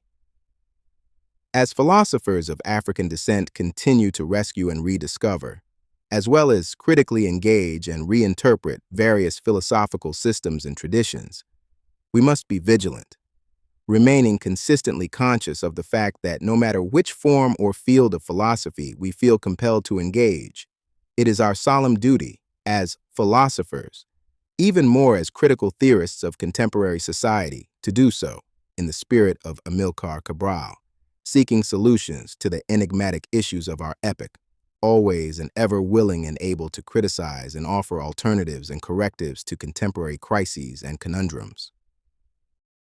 Conclusion. Cabralismo contínua, unidade, luta, progresso. Esta é a nossa pátria bem amada. Amílcar Cabral did not initiate the Africana tradition of critical theory, but, as the foregoing demonstrated, he was certainly influenced by it and significantly contributed to it. In summary, then, it must be openly admitted that the theoretical tensions noted in the previous sections point to and produce an extremely uneasy combination of criticisms and interpretations that defy simple synopsis or conventional conceptual rules. Consequently, most of Cabral's critics have heretofore downplayed and diminished the real brilliance and brawn of his work by failing to grasp its antinomies, and they have, therefore, put forward a divided and distorted Cabral, who is either, for example, a Pan-Africanist or Marxist, an African nationalist or revolutionary humanist, and on ad infinitum. As a matter of fact, even if readers only compare and contrast Wood and the present author's conceptions and articulations of Cabralism in the volume at hand, each of the aforementioned superficial ascriptions are revealed to fall short, shamefully short, of capturing the complex and chameleonic character of Cabral's critical theory, and the difficulties involved in interpreting it while employing the one-sided, single-subject theoretical and monodisciplinary discursive devices that his research, writings, and radicalism consistently transgressed, transcended, and transversed. Many dismiss Cabral and charge his work with being overly simplistic because it typically employs straightforward language easily understood by the masses. Others, such as Wood and I, are attracted to his work because it is theoretically thick, rich in both radicality and originality, and boldly crosses so many academic, theoretical, and political boundaries.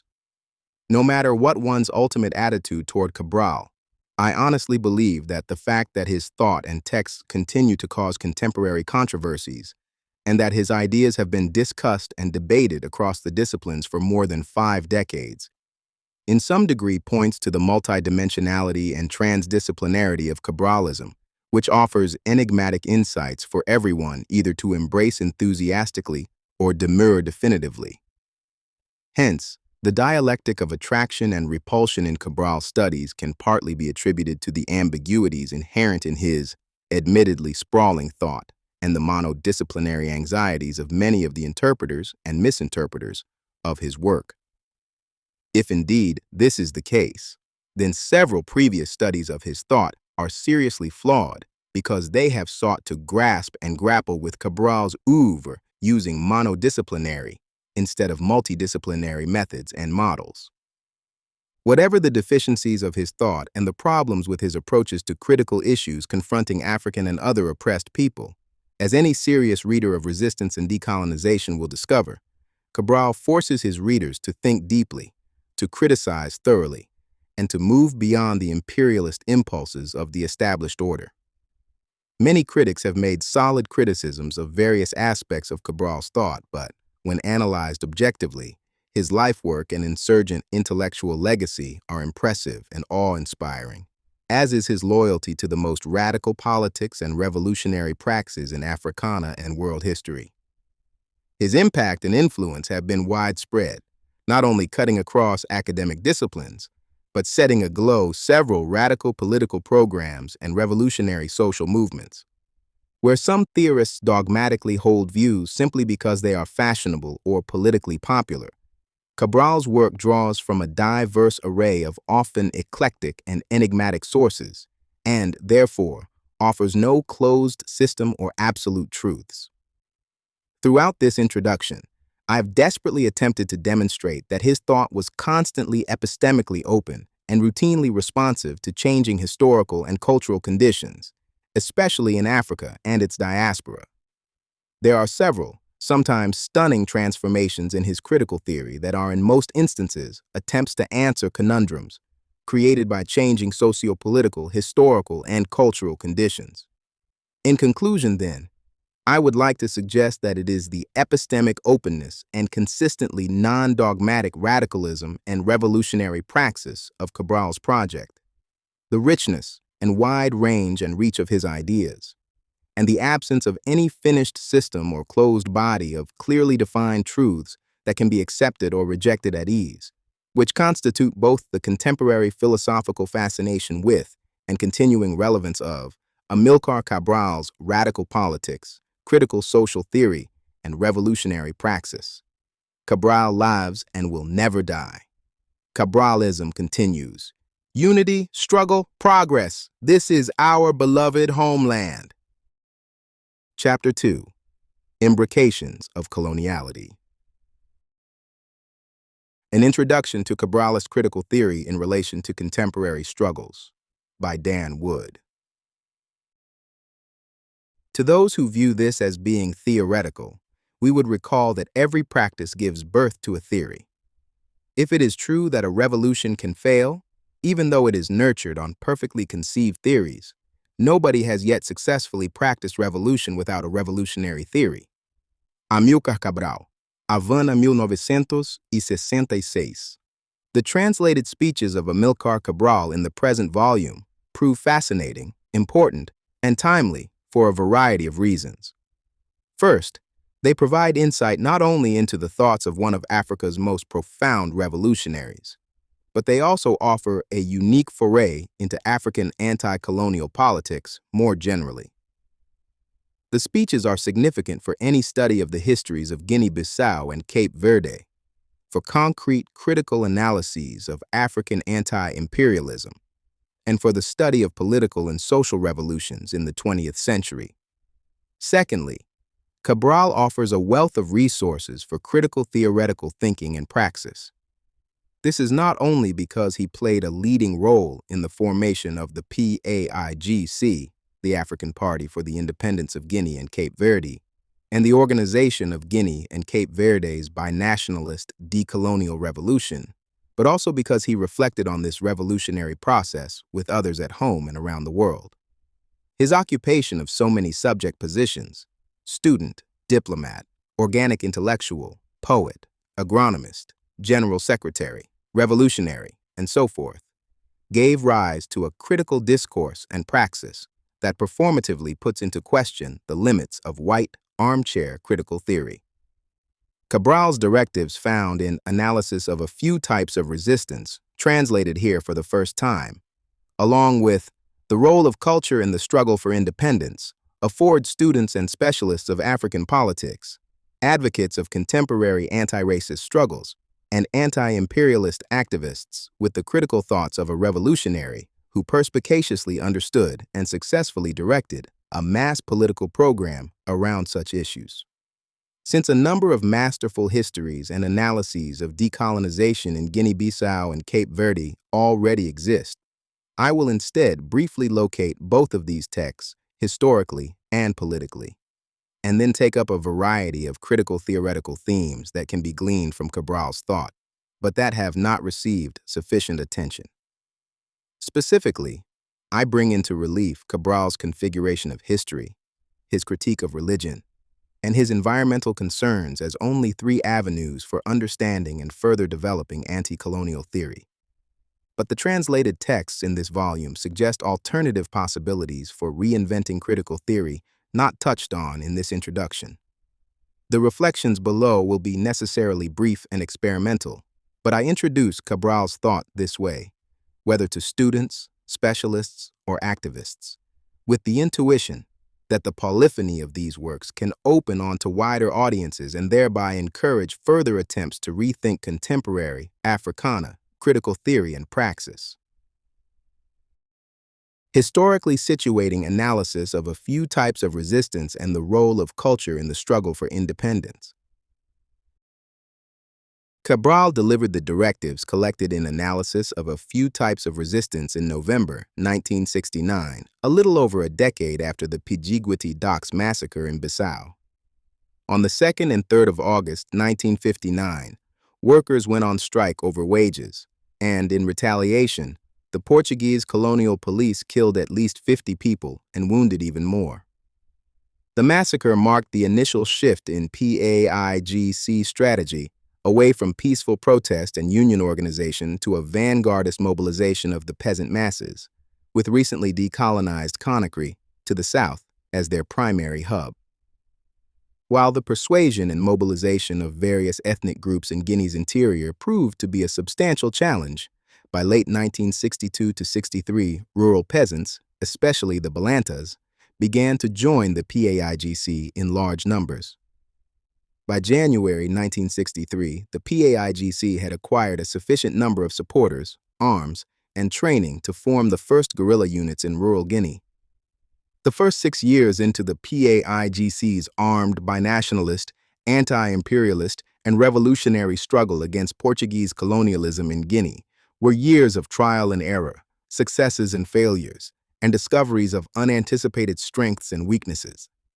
Between 1963 and 1969, the PAIGC had begun to grow in numbers, had garnered support through a policy of non-alignment from a wide range of actors, such as the USSR, Sweden, Ghana, Guinea-Conakry, China, and others, had begun to free and maintain control over liberated areas in the south and east of Guinea, and had also more effectively reorganized intra-party chains of command in order to significantly quell mountaintopism, opportunism, witch hunts, intertribal conflicts, and abuses of the local populations.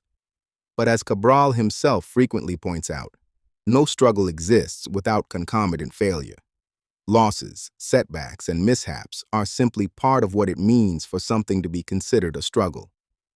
According to Cabral, such setbacks in the protracted Revolutionary War included carelessness, magical interpretations of reality, careerism, idleness, and so forth. These included only some of the internal difficulties that he addresses in Analysis of a Few Types of Resistance. But such problems are, of course, also compounded by the exogenous difficulties wrought by Portuguese colonialist oppression and crimes against humanity throughout this era. At the time of Cabral's delivery of Analysis of a Few Types of Resistance, Portuguese counter-revolutionary efforts were led by Antonio de Spinola, the governor and commander-in-chief of Guinea from 1968 to 1972. Having led a Portuguese force under Franco during the Spanish Civil War, and having operated as an observer for the Nazis on the Leningrad front, Spinola now commanded troops in West Africa under the auspices of the Salazarist authoritarian dictatorship in Portugal. This resume, along with the napalm bombing of hospitals, schools, and granaries, the systematic destruction of refugee camps, and the annihilation of areas cleared by the PAIGC for crop diversification, made this erect and monocled governor-general into a near caricature of the archetypical colonialist. Cabral's directives should be read in the context of Spinola's various counter-revolutionary tactics, whether of intrigue or carpet bombing, and the PAIGC's forceful resistance to and countering of such ruination. Nevertheless, as Analysis of a Few Types of Resistance demonstrates, Cabral has both larger and smaller problems than a mere tête-à-tête with this roaming steward of fascist warfare. Larger, he rethinks the dialectical role of culture, class, and identity in anti-imperialist politics generally, and continues to create a stronger juridical personality and legitimacy for the PAIGC around the world. And smaller, he manages the day-to-day obstacles confronting the organization of a revolution for binational liberation and the messy banalities that accompany such governance. As lectures delivered to the party's cadres, Analysis of a Few Types of Resistance serves didactic, corrective, organizational, and motivational ends. Historian Mustafa Dada correctly notes that these seldom examined directives can be understood as helping Cabral and his movement tackle internal dissent and external challenges related to the armed struggle against Portugal. If some have read the 1966 speech in Havana, Presuppositions and Objectives of National Liberation in Relation to Social Structure, as Cabral's analysis of the PAIGC's struggle by means of a critical engagement with Marxism-Leninism, then one might read, Analysis of a few types of resistance, as in part influenced by Truong Chin. First of all, we know that Chin's The Resistance Will Win, La Résistance Vaincra, existed in Guinea during the revolution, and so was almost certainly read by Cabral, which would also explain the various analogies made in the directives between Guinean and Vietnamese anti-imperialist struggles. Secondly, the thematic structure of the directives homologously mirrors portions of Chin's text, namely chapters 5 to 8, resistance in the military field, resistance in the political field, resistance in the economic field, and resistance in the cultural field. Cabral not only draws on the form of part of Chin's text, but also from its content. In so many words he adopts and redeploys, with the necessary local adjustments and concrete analyses, some of Chin's holistic formulations, for instance, that the resistance of our people must be carried out in every field, military, economic, political, and cultural. Cabral makes use of Chin's work, written during the Vietnamese struggle against the French in 1947, to understand Guinea's struggle, and he is also no doubt thinking of Vietnam's resistance war against the United States in the late 1960s. In this sense, Cabral triangulates the past and present anti-imperialist struggles of the Vietnamese, however cursorily, in an attempt to learn from the strengths and weaknesses of these struggles. In terms even broader than the party's general watchwords, palabras gerais, the four corners of resistance that Cabral analyzes, political, economic, cultural, and armed, outline and reinforce Paki's strategy in 1969. For Cabral, resistance includes but cannot be limited to resilience in the face of colonial oppression. Contrary to the occasional connotation of the term in various contemporary discourses, resistance for Cabral does not only consist of the reactionary, pacific, or reformist management of monopoly capitalist and imperialist forces. Instead, various cultural practices of resistance are incorporated within and understood alongside the process of revolutionary decolonization as a whole, which also includes aspects of armed, economic, and political resistance. In this sense, Cabral and the PAIGC's project of revolutionary decolonization is markedly different from the projects of those who would see the formation of practices of cultural resistance alone as sufficient for radical political transformation. The four corners of Cabral's square of resistance are inseparable and must be oriented so as to be mutually reinforcing. This is why he does not only set up a system of barter and ban the use of Portuguese currency, only encourage the establishment of schools and the continuation of forms of dancing, singing, and dress, only criticize opportunism and mountaintopism in the armed struggle, or only take seriously the need to create revolutionary democratic practices for the sake of future post-colonial governmental accountability. Rather, the revolutionary decolonial struggle requires all of these. And, given shifts in perspective and the complexity and struggles of the post-colonial land to come, each can be considered fundamental, equiprimordial, one might say, from a given vantage point. Economic resistance proves fundamental insofar as Guinea-Bissau, Cape Verde could not survive without continually developing the agricultural and productive forces necessary to meet these territories' basic needs. Cultural resistance proves fundamental insofar as a decolonial revolution must draw from local cultural resources to forge a new national consciousness. And since a society without a unique living and breathing culture would not be worth inhabiting. Political resistance is fundamental, since it is through political action that Guinea and Cape Verde will be liberated and their independence recognized in the international sphere. And armed resistance is fundamental insofar as the other forms of resistance prove insufficient to reorder the material forces that constitute the struggle between the relevant realities in motion. While these four corners of resistance are often explained in terms of one another, each considered separately constitutes a necessary but insufficient condition for a truly liberating decolonial revolution. And when these aspects conflict with one another, the people should work with party leadership in order to determine how best to proceed. Cabral later pens, "The role of culture in the struggle for independence for a different audience, and with special yet contiguous concerns in mind regarding the struggle."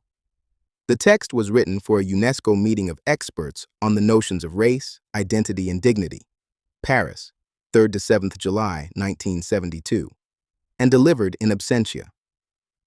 In less than 7 months' time, an internal conspirator, Inocêncio Cani, with the backing and support of PI, Portugal's secret police, would assassinate Cabral in Conakry. Thus, this speech represents the late Cabral's attempt to grapple with and synthesize his thoughts on culture, liberation, and anti-imperialist struggles after nearly a decade of protracted struggle.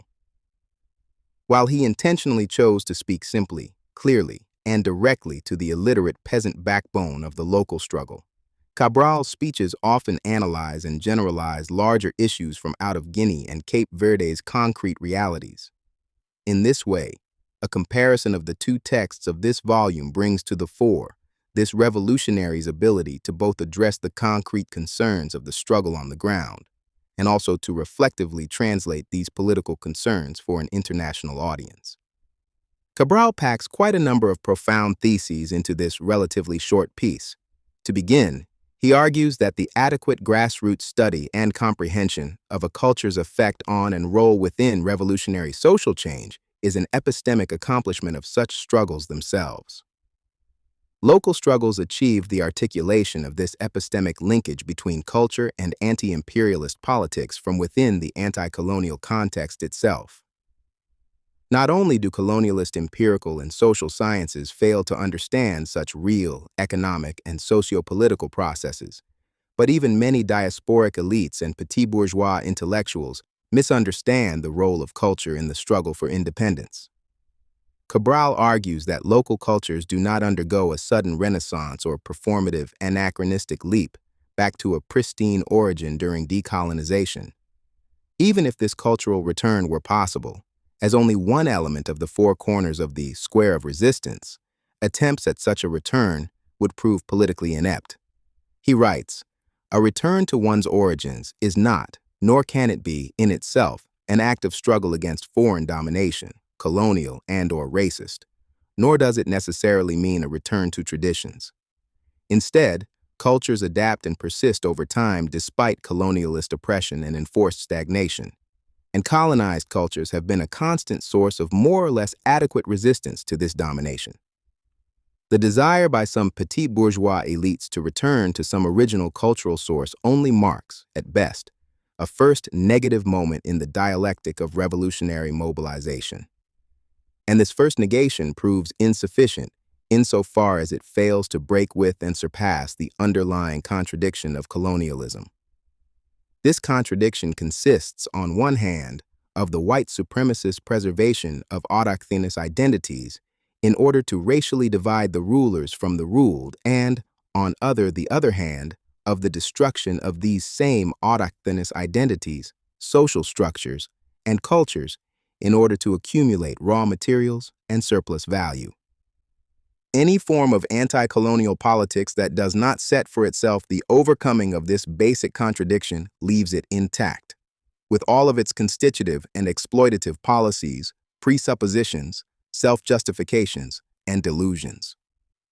The overcoming of this colonialist contradiction requires the detailed analysis and revolutionary reinvigoration of oppressed cultures, and in the context of national liberation, the unification of these local countercultures occurs through the development of a national consciousness under the direction of a political party. Cabral postulates, culture is the dynamic synthesis of the material and intellectual reality of society, and expresses relations both between man and nature as well as between different groups of men within the same society. But culture does not only relate to national liberation as a mere instrumental precondition.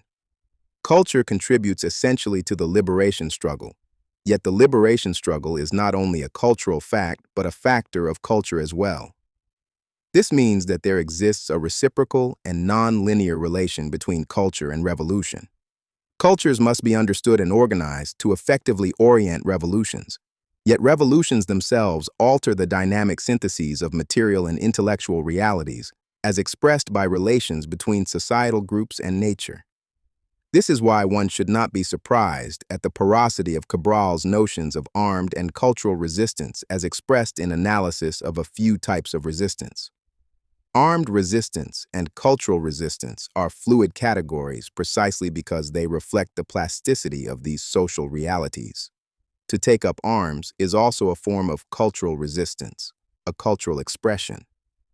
The flexibility of Cabral's concepts, his translation of the problems and strategies of anti-colonial politics between peasants and diplomats, and his connection of other, e.g., Vietnamese and Algerian, anti-imperialist struggles with those of West Africa, suggests that one should adopt a similarly malleable theoretical and discursive openness to the critique of society and imperialism, while rethinking critical theory alongside Cabral.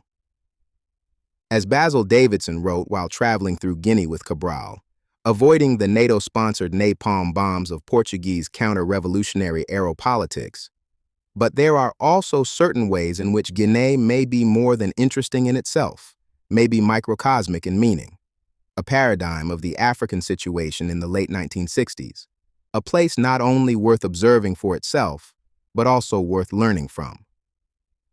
The speeches in this volume prove to be worth learning from, I contend, for even more than reasons of sheer historical interest.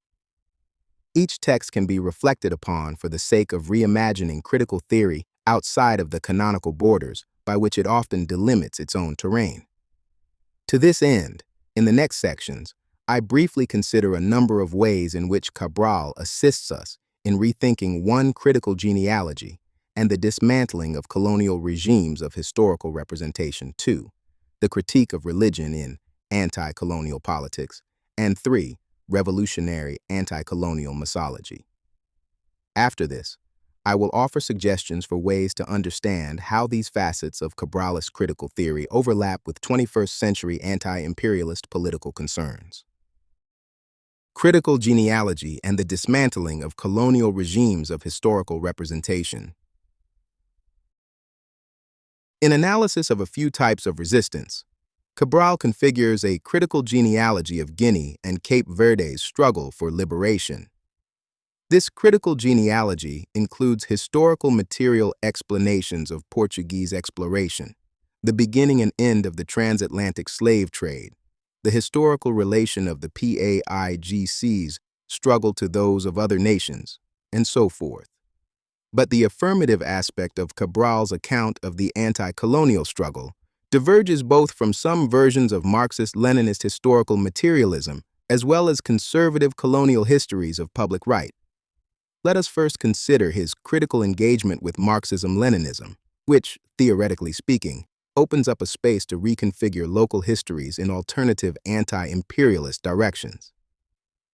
In his speech in Havana in 1966, Presuppositions and Objectives of National Liberation in Relation to Social Structure, Cabral, thinking of the classless and stateless histories of a variety of African peoples, tacitly challenges the opening line of the first section of the Communist Manifesto. Does history begin only from the moment of the launching of the phenomenon of class and, consequently, of class struggle? To reply in the affirmative would be to place outside history the whole period of life of human groups from the discovery of hunting and later of nomadic and sedentary agriculture to cattle raising and to the private appropriation of land. It would also be to consider, and this we refuse to accept, that various human groups in Africa, Asia, and Latin America were living without history or outside history at the moment when they were subjected to the yoke of imperialism. World history, then, does not follow the wake of class struggle. nor do peoples become historical by means of European imperialism. On the contrary, Cabral argues that imperialism causes a stagnation, paralysis, and at times regression of local histories. In other words, certain aspects of colonized space-time, such as productive forces and cultures, slow down, are paralyzed, and stagnate when shoved within the inertial frame of colonialist or imperialist space-time. The accelerated productive forces imposed by imperialism for the sake of mass extraction and the concomitant imposition of colonialist regimes of historical representation results in the objective slowing down of local productive forces, cultures, and histories. Colonialism does not bring a singular world history to non-historical beings, but stifles and suppresses a plurality of already existent histories. But Cabral's decolonization of imperial notions of history goes beyond mere delegitimation and negative critique. For instance, in Analysis of a Few Types of Resistance, he reassesses the historical and symbolically charged figure of Honorio Barreto, a Black 19th century governor of Guinea. To understand the significance of Cabral's counter-history, let us first consider an instance of the symbolic function of Barreto in the context of Portuguese imperialist historical narratives around the same time. In 1953, Brigadier Luis Monteiro Nunes da Ponte presented his historical essay, Honorio Pereira Barreto, Heroica Gobernador Negro da Guiné to the Society of Geography in Lisbon. The Brigadier's history, which will come as no surprise to those who study similar texts, simultaneously combines various discursive registers: colonial geography, anecdotes of adventurous travels through Africa, constant praise for the bravery of former colonialists, lionization of fellow military commanders, and grandiloquent notions of imperial duty and right. Referring to an 1843 text of Barreto, Ponte praises him for recognizing the real, progressive potential of Guinea, namely, the natural resources to be taken advantage of in the Portuguese pacification of Senegambia. The author describes Barreto as understanding the belligerent temperament, indole aguerrida, of the local peoples, a knowledge that he uses in the dedicated and steadfast service of the nation, Portugal. For Ponte, Barreto embodies a true African and Portuguese hero who effectively draws up advantageous contracts and deals with the serious financial crisis and economic perturbations that occurred because of the unfortunate end of the slave trade by getting a number of Portuguese businesses to establish themselves in Bissau. Ponte continues, "So, we are united in the leading figure of Honorio Barreto, who personifies the strength of colored men in the foundation of the overseas empire, and the greatest exponent of his civilizing action, the theory of the strength of all natives in the assistance of Portuguese colonization, and we pay him significant homage." Barreto, then, comes to symbolize the ideal assimilado. His elevation alongside white, Portuguese colonialists functions as a narrative in service of the denial of the structural racism and chauvinism fundamental to all modern European imperial projects. In this imperialist story, Barreto really only operates as a semiotic screen by means of which Ponte and others conceal the basic structural racism of the imperialist architecture within which they serve as agential support beams. Among his many other historical considerations, Cabral reassesses the figure of Honorio Barreto, recalling reading that he had done in archives in Lisbon. His reassessment, in part, configures a binationalist critical genealogy of familial and socio-political histories in connection to the contemporary anti-colonial struggle. His narrative constitutes neither a mere glorification of an African hero, Barreto lamentably cooperated with the colonizers, nor a petit bourgeois return to the origins that would serve to account for all of the evils of colonialist practices of assimilation. Cabral calls for a qualified respect for this man of valor, given his cultural circumstances. He does not idolize Barreto and reminds his listeners that Barreto's advantageous contracts eventually were to become injuriously disadvantageous for all of the local indigenous populations, a point that Ponte happens to leave out. Cabral attempts to ascribe a different symbolic function to this colonialist forefather, in which geocultural ambiguities are brought to the fore. Ambiguities, however, which nevertheless are not meant to undermine the PAIGC's struggle for internal coherence. The figure of Barreto here mirrors the identities of Cabral and the PAIGC leadership, who also do not fit without remainder into the imagined communities of Guinea, Cape Verde, or Portugal. The parallels between Barreto and Cabral are suggestive. Both, for all of their enormous differences, were born of Guinean mothers and Cape Verdean fathers, lived in Guinea and Cape Verde, and traveled to Portugal to study, eventually returning to Africa. But the history presented in analysis of a few types of resistance can be understood as undoing Barreto's role as a historical symbol of colonial right. Cabral's alternative rendering challenges Barreto's symbolic function as the assimilationist ideal imposed by the militarist racism of official Portuguese regimes of historical representation, as exemplified by Ponte's text. Could we say that, even if somewhat subconsciously, Cabral's narrative highlights historical continuities concerning mixtures of Guinean, Cape Verdean, and Portuguese histories and identities in order to both link the Cape Verdean and Guinean elements of the PAX while simultaneously assuaging nascent internal binationalist conflicts? This would be in line with Cabral's practical disposition and would also make sense of his extended discussions of history while delivering directives on armed resistance. In any event, Cabral understands that empires tend to consume at ever-increasing rates, and, in the Portuguese case as well as those of other modern empires, this includes the consumption and domestication of Africana history in order to produce imperial histories that are in turn consumed by imperial citizens and subjects. Cabral's concise counter-history of Barreto's life, in other words, functions as one element of his larger critique of and revolutionary struggle against the imperialist assimilation of Africana histories, the latter comprising a set of dispersed human temporalities and the cultural expression/recording of these temporalities.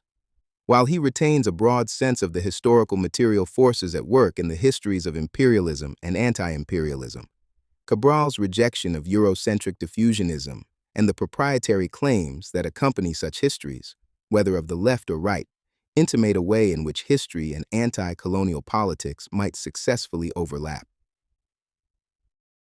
A pragmatic socialist critique of religion. Not unlike Fanon's critique of traditional religious authorities and the problems they multiply, Cabral time and again criticizes religion and religious authorities, whether of the colonizer or colonized, in Guinea's revolutionary decolonial context. One can contrast this position to other forms of resistance in African history that incorporated aspects of religion for political ends. For example, the Ndebele and Shona resisted European colonization on behalf of spirits and Mwari, God. The leadership of the Maji-Maji uprisings against the Germans in Tanganyika considered themselves to be spokesmen of spirits and acted accordingly. A variety of Ethiopianist Christian movements in Africa were also predicated on various prophecies. And in the 1964 rebellions led by Pierre Mulele in the Congo, his rural followers believed that charms and spells were sufficient to protect themselves from bullets to disastrous ends. Cabral rejects such an approach to resistance for the pragmatic reasons that these and similar beliefs prove contrary to the macro and micro strategies of the struggle and to good sense. Such beliefs lead to a carelessness with one's own life and those of others, while simultaneously inhibiting a sufficiently adequate knowledge of the natural world. Cabral and the PAIGC do not suppress religious beliefs, but discourage them to the extent that they hinder the resistance. On one hand, Cabral's critique of religion takes local practices as its object. In analysis of a few types of resistance, he discusses the need to overcome the dread of the wide eyes of the sorcerers in our land, and to dispel the magical interpretation of reality. Knowledgeable of the local political economy of otherworldly hope and fear in Guinea and Cape Verde, Cabral intervenes in these directives in order to reinforce the de facto powerlessness of amulets, curses, sorcerers, spirits, and charms such as animal horns. He does this by recalling humorous anecdotes, by explaining thunderstorms in terms of science, and by contextualizing African religious practices in the context of other religious practices around the world and throughout history.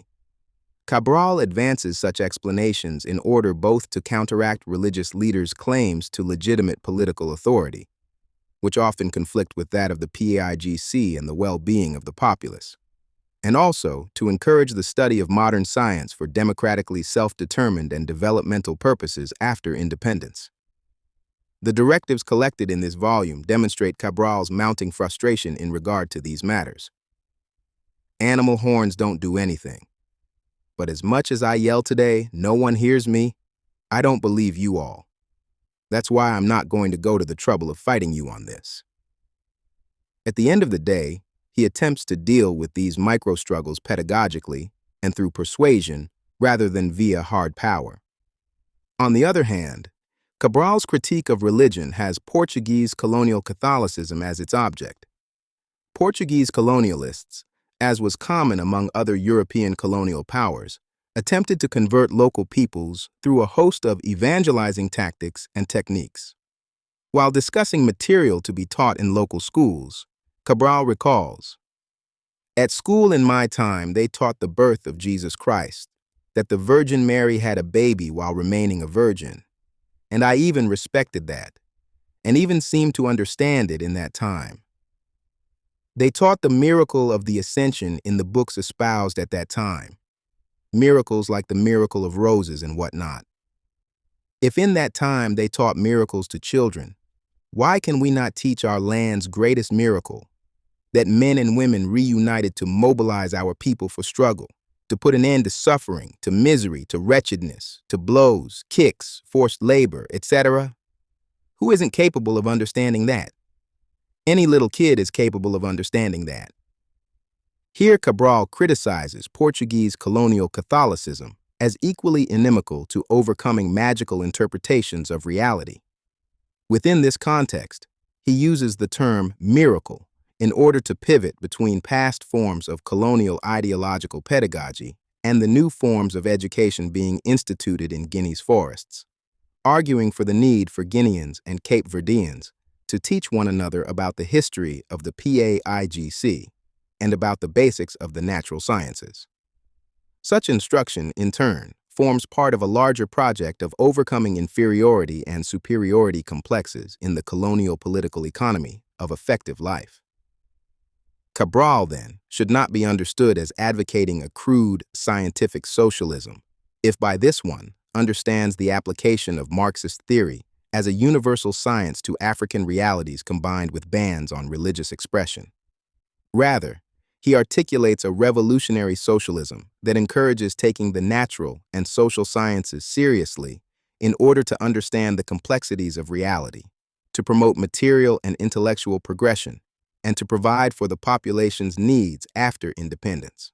In other words, he attempts to frenetically balance an effective critique of religion with a qualified respect for religious expressions, insofar as the latter form part of repressed local cultures. Cabral does not hold a naive belief in the potential of forms of religion to effectively resist the continued onslaught of colonial domination. Rather, he names the numerous pragmatic, immediate, and epistemic hindrances of religious beliefs and practices to the organization, mobilization, and success of the revolution. This is not an importation of secularism, but a concrete response to the struggle's actual, recurrent problems.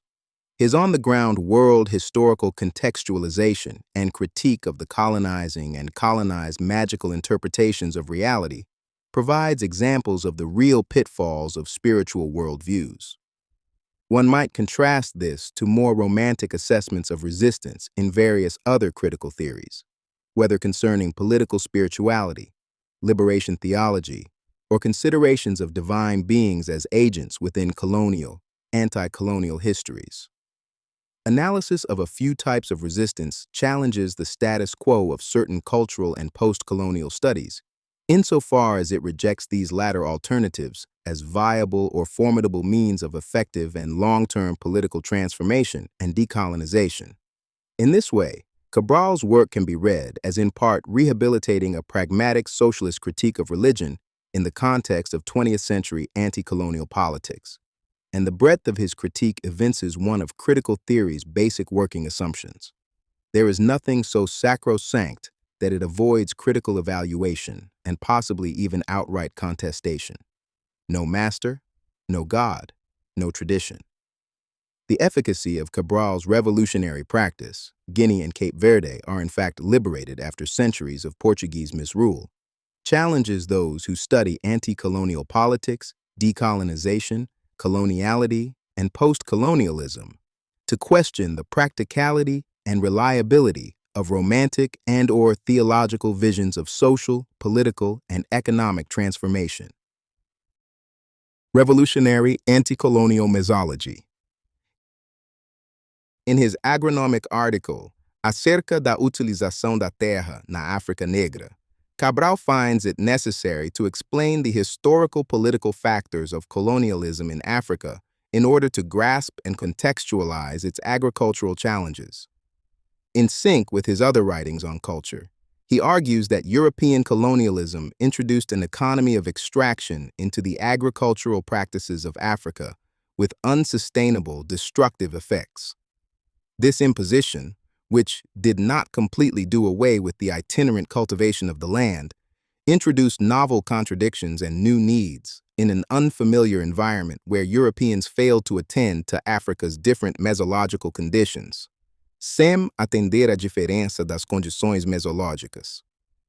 Mesology, a synonym for ecology, signifies the attempt to understand the relations of living things to their environments.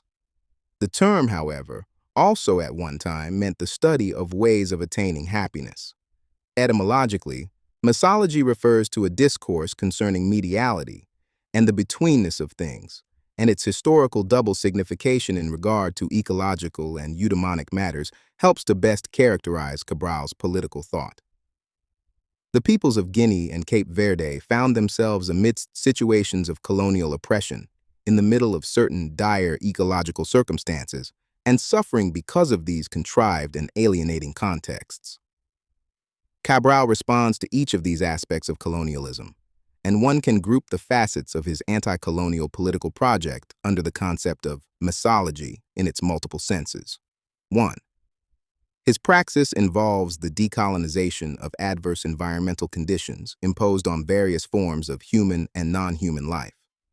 2.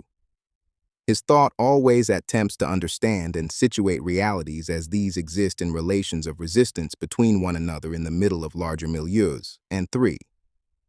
His revolutionary project seeks the complete rearrangement of these relations and milieus in order to undermine the continued colonial production of negative affects, that is, to change structures and environments in order to create more significant opportunities for happiness. While a number of scholars have aptly noted the unique connection between Cabral's political thought and agriculture, or the land, I want to venture a related but stronger suggestion. Cabral knew the soil, plants, natural environment, and agricultural problems of the sites from which he and the PAIGC mobilized revolution in more depth than any other revolutionaries in recorded history knew their respective natural environments. I do not intend this as a hagiographic hyperbole, but as a historical hypothesis. As such, this claim remains open to scrutiny, but a number of factors lend it not a little plausibility. For one, Cabral's collected and published Estudos Agrarios, which totaled nearly 800 pages, is comprised of statistics, agronomic analyses, maps, detailed diagrams, and suggestions for more effective cultivation. His transformative role at the Pesubé Experimental Farm, Estação Agrária Experimental de Pesubé, his work as the conductor of Guinea's census in 1953, his employment under agronomists in Portugal, and his efforts to collectivize farming during the Revolution also add to the plausibility of our hypothesis. Furthermore, Guinea's relatively small size as a territory limits the relevant and necessary knowledge that Cabral and the PAIGC would need in order to understand the complexities of their West Sahelian environment in comparison with other sites of revolution. Although not replicated with the same precision and technicality as in his professional agronomic articles, we nevertheless see some of Cabral's physical, entomological, agronomic, and meteorological knowledge expressed within the context of revolutionary mobilization in analysis of a few types of resistance. For instance, Cabral delegates the task of looking after the population's hygiene and cleaning up trash in order to preclude inadvertently creating environments suitable for the spread of entomogenic diseases. He also offers a short lesson in the science of thunderstorms, not only to foster a scientific understanding of the natural world, but also to counter the inadequacy of religious explanations of natural phenomena. But Cabral's ecological concerns become eco-political by means of his movement between ecological and political vocabulary. He encourages the comrades to consider the struggle and themselves in terms of seeds, banana leaves, and cultivation. Elsewhere, he describes the relation of history to culture as analogous to that of a plant to its flower. The opening lines of analysis of a few types of resistance, in fact, compare the decolonial revolution to sowing a few wads of rice. Obviously, revolutionary politics for Cabral is not natural in a romanticist, organicist, or vitalist sense, but he often discursively mediates revolutionary politics via discussions of nature. Take a tree, for example. It is an enormous struggle for a tree to grow, live, bear fruit, seed, or another tree. First, for its root to pierce the soil and find sustenance in the ground. There is an enormous struggle between the root and the resistance of the ground. Moreover, a certain capacity is needed, a certain strength from the dampened soil to the sustenance which enters the plant's root. When the sustenance has been extracted, it must be carried to other parts of the plant. There is always a resistance against a resistance. In addition, there is resistance to rain and to storms. And the plant has one great disadvantage. The plant cannot move from its position. Plants, like animals, and even a piece of wood or iron, contain a struggle within, and there may be thousands of such struggles. But the fundamental struggle is between the capacity for preservation and the destruction which time brings to things. Our struggle is the consequence of the pressure or oppression which the Portuguese colonialists exert on our society. Here we see that the concept of resistance is basic to Cabral's thought. Resistance and struggle are basic elements of reality in motion, and reality simultaneously includes the human, political, and the environmental/natural as sites of resistance. Taking Cabral's ontological claims seriously here, we might say that analysis of a few types of resistance constitutes a concerted and organized intervention into vast networks of resistance. These networks are not only those explicitly named, such as the political, economic, cultural, and armed spheres of action, but also others as well. The networks of resistance between insubordinate militarists and the central PAIGC, between old traditions and culture in transformation, between General Spinola's forces and the PAIGC leadership, between the need to produce and the need for rest, between plant and animal diversification and the colonial state's monopsonistic and price-gauging control over monocultures, and so forth.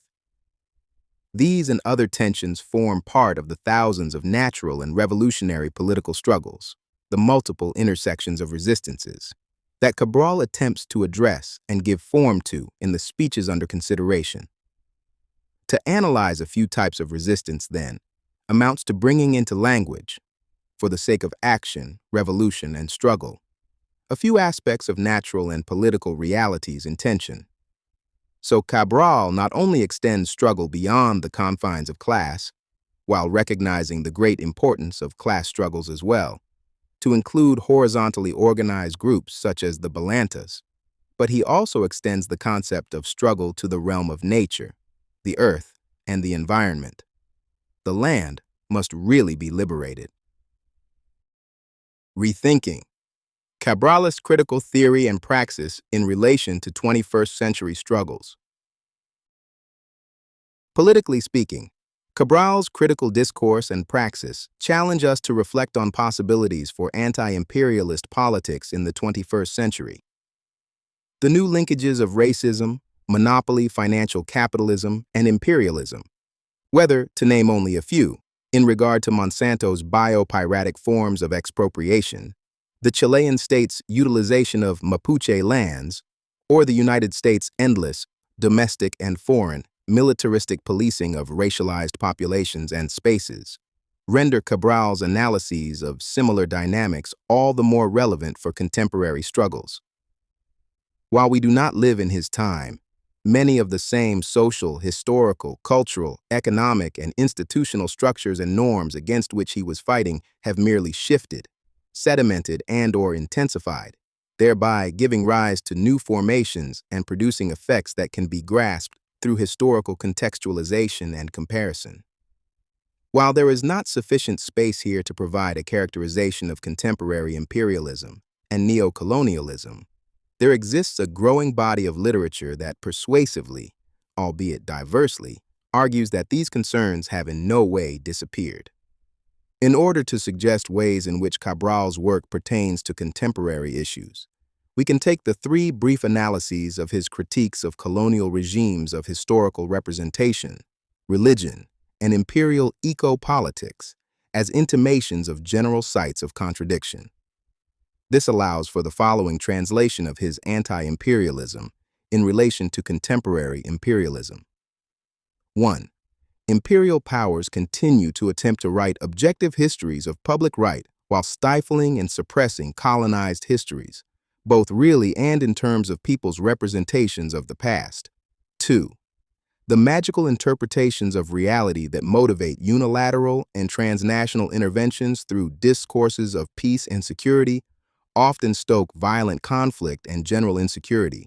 And 3. Imperial powers continue to produce and excite more intense desires of consumption while simultaneously and irreversibly destroying the environmental preconditions by which such desires could continue to be satisfied. One can connect Cabral's work to contemporary anti-imperialist projects, among other ways, by thinking through the continuous and discontinuous connections between these three contradictions and one's own concrete situation. The final portions of this introduction extrapolate some of these possible historical, representational, religious, and mesological linkages.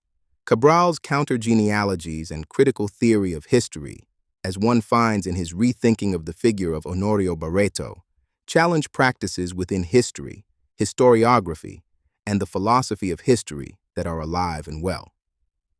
Such historical practices include a relentless Occidental diffusionism, whereby valorized entities, processes, or desires are always understood as having originated somewhere within trajectories codified as Western.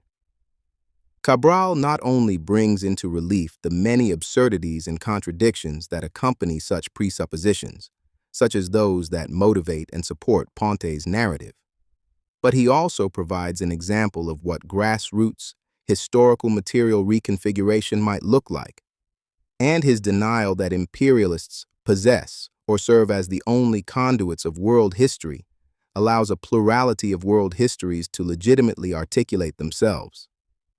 Next, Cabral's counter-histories, such as his counter-history against claims that manumission and abolition arose in any way from white generosity, highlights the recurrent political problem of white supremacist domestications of Africana history. As longtime activist Ajamu Baraka has pointed out, such co-optation and canonization in the U.S. context occurs most obviously by means of conservative appropriations of the figure of Dr. Martin Luther King Jr. Finally, Cabral's work underscores the fact that imperialist history and the rightist domestication of Africana histories operate primarily as justificatory tools for teaching and reinforcing colonial public right.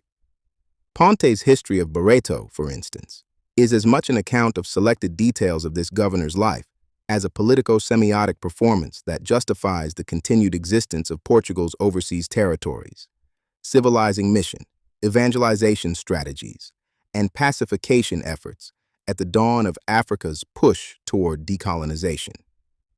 When compared to Ponte's account, one can note the critical and epistemic advantages of Cabral's standpoint, critical reflection, and skepticism, His construal of the past assists in a far more realistic and socially beneficial reconfiguration of the present and future than does Ponte's analysis and intervention. Over the last half-millennium, European and Euro-American imperialisms have supported and pursued political and economic policies, among other ways, by means of a variety of religious and theological assumptions.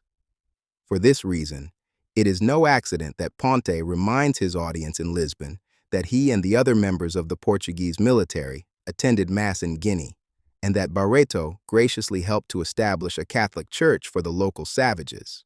But the decolonization of Africa has not led to the end of the problematic role of religion in relation to contemporary coloniality. The concept of coloniality, as distinguished from colonialism, denotes the quality of the historical material sedimentations of former colonial actions, relations, possibilities, and structures. In Nelson Maldonado Torres's terms, coloniality refers to long-standing patterns of power that emerged as a result of colonialism, but that define culture, labor, intersubjective relations, and knowledge production well beyond the strict limits of colonial administrations. The contemporary coloniality of religious power can be seen at work in George Bush's mobilization of Christian rhetoric and theology for preemptive and unjust wars abroad, in the continued evangelizing missions that move from the global north to the global south, and in U.S. Christians' roles in the exportation of homophobia. But the rise of religious violence and witch hunts in Africa and elsewhere in the neo-colonial era marks another element of the coloniality of religious power in which Cabral's critique of magical interpretations of reality proves more timely than post-colonial theories in which the goodness of religion is simplistically contrasted to dominating Western rationality. The contemporary coloniality of religious power follows many of the same effective textual and rhetorical tunes of former religious dimensions of Europe's many civilizing missions, but these are played in new keys. For example, even the final pages of Hart and Negri's celebrated tome, Empire, which gestures toward anti-colonial militants as a source of inspiration, nevertheless ends by prefiguring communist militancy through a reflection on Saint Francis of Assisi rather than on Mariátegui, Sankara, Nkrumah, or some of the countless revolutionary women who struggle and have struggled to undermine imperialist powers. Unlike the theorists of empire, Cabral does not consider socialism and revolution to be united in the love, simplicity, and innocence of nature as experienced by Saint Francis, but analyzes and organizes telluric, cultural, and social realities by means of a down-to-earth socialist vanguardism and revolutionary anti-colonial mythology. While perhaps seemingly passé to some, Cabral's revolutionary and pragmatic critique of religion can in fact be read as speaking to the contemporary coloniality of religious power, whether expressed as an appendage of neo-imperialism or as a subtle mutation of Christendom inherited by certain leftist traditions. And on this score, Cabral, who found the question of accepting or rejecting the label Marxist to be a peculiarly irrelevant and religious question, proves to be quite close to Marx. Cabral's revolutionary anti-colonial mythology, his continual and pragmatic linkage of telluric and political discourses and practices, also aids in reflecting on anti-imperialist politics in the 21st century. To understand the relevance of Cabral's revolutionary mythology for contemporary times requires a new analysis of the relations between coloniality, the geography of environmental annihilation, and monopoly capitalism.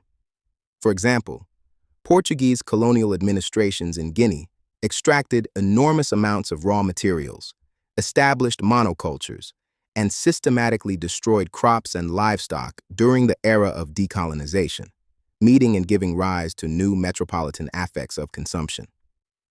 But the end of Portugal's grip on Guinea does not mark an end to the imperial destruction of the Sahelian environment, but only an international, eco-political modification.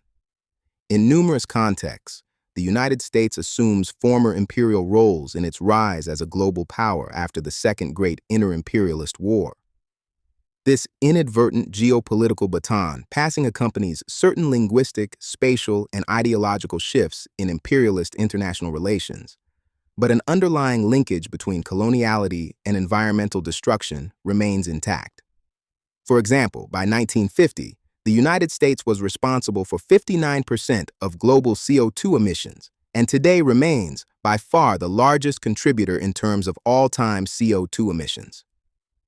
U.S. environmental destruction and consumption practices gravely and adversely affect former colonies, including Sahelian states such as Guinea-Bissau and Cape Verde. Most of these Sahelian countries, which include the least developed countries, LDCs, and the small island developing states, SIDS, have an insignificant share of the global greenhouse gas, GHG, emissions, but will suffer more severely from the negative impacts of climate change due to their low adaptive capacity. And peoples that underwent labor agro-piracy as well as forms of biocolonialism by means of direct and indirect colonial rule often today find themselves with insufficient institutions and resources to deal with this nefarious aspect of coloniality. Deeply moved by Cape Verdean droughts, famines, and the massive toll taken on lumpen proletarianized and racialized lives, Cabral was always quick to point out that the devastation caused by these droughts was not merely natural in any simplistic sense, but largely a result of colonial policy. Cabral's denaturalization of the violence of colonial policies pertains as much to the contemporary imperial politics of Mixology, such as the massive desertification, rising evapotranspiration, and concomitant suffering in the Sahel caused by the anthropogenic pollution of industrial countries, as to his own time. In fact, given the substantial increase in the scientific comprehension of global, anthropogenic destruction of the environment since Cabral's time, one should extend the Cabralist charge of responsibility to neocolonial agents in even more forceful and confident terms. One way to connect Cabral's linkage of revolution and the land to contemporary struggles might consist in re-examining those simultaneously telluric and political double entendres that mobilize his revolutionary discourse, such as cultura, segurança orgânica, terra, and so forth.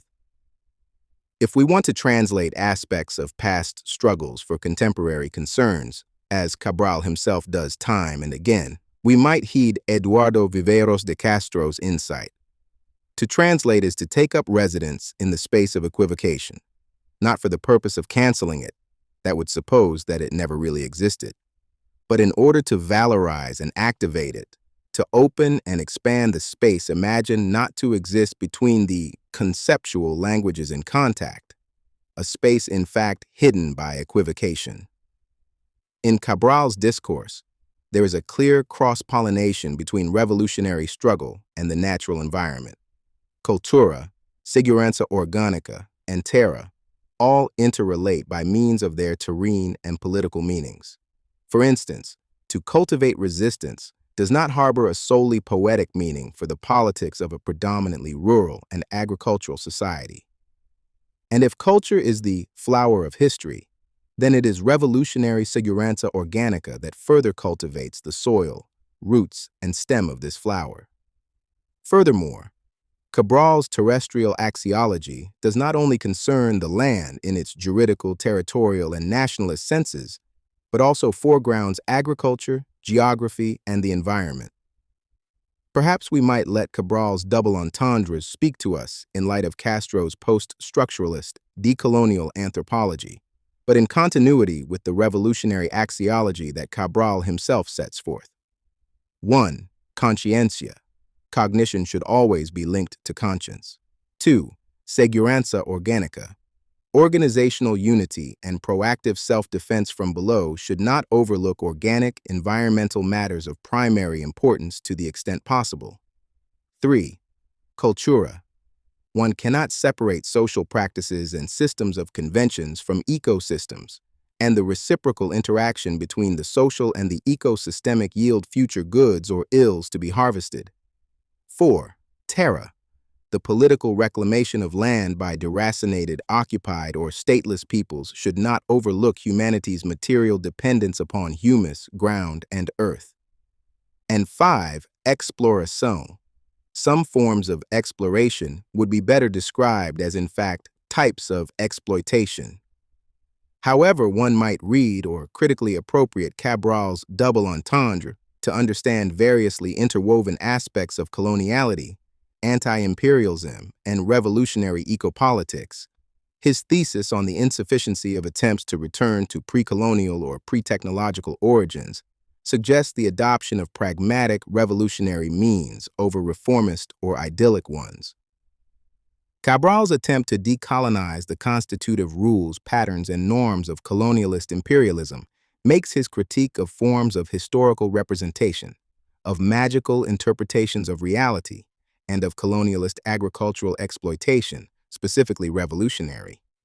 To label the PAIGC's protracted revolution an independence revolt, and Antonio de Spinola's coup the Portuguese Revolution, as the Encyclopedia of Political Revolutions does, is descriptively and historically misleading, if not characteristically and tiresomely Eurocentric.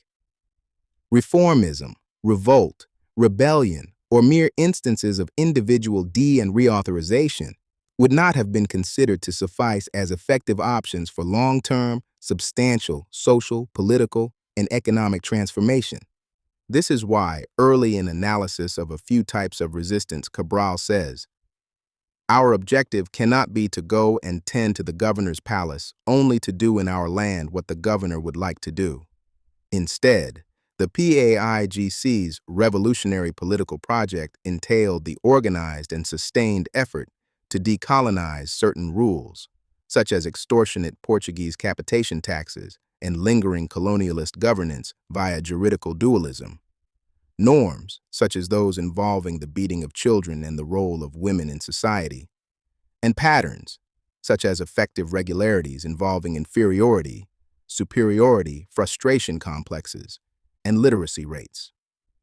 When successful, the PAIGC, under Cabral's direction, oriented each of the different modalities of resistance toward the end of decolonizing and reconfiguring these and other norms, rules, and patterns that govern political life in Guinea and Cape Verde.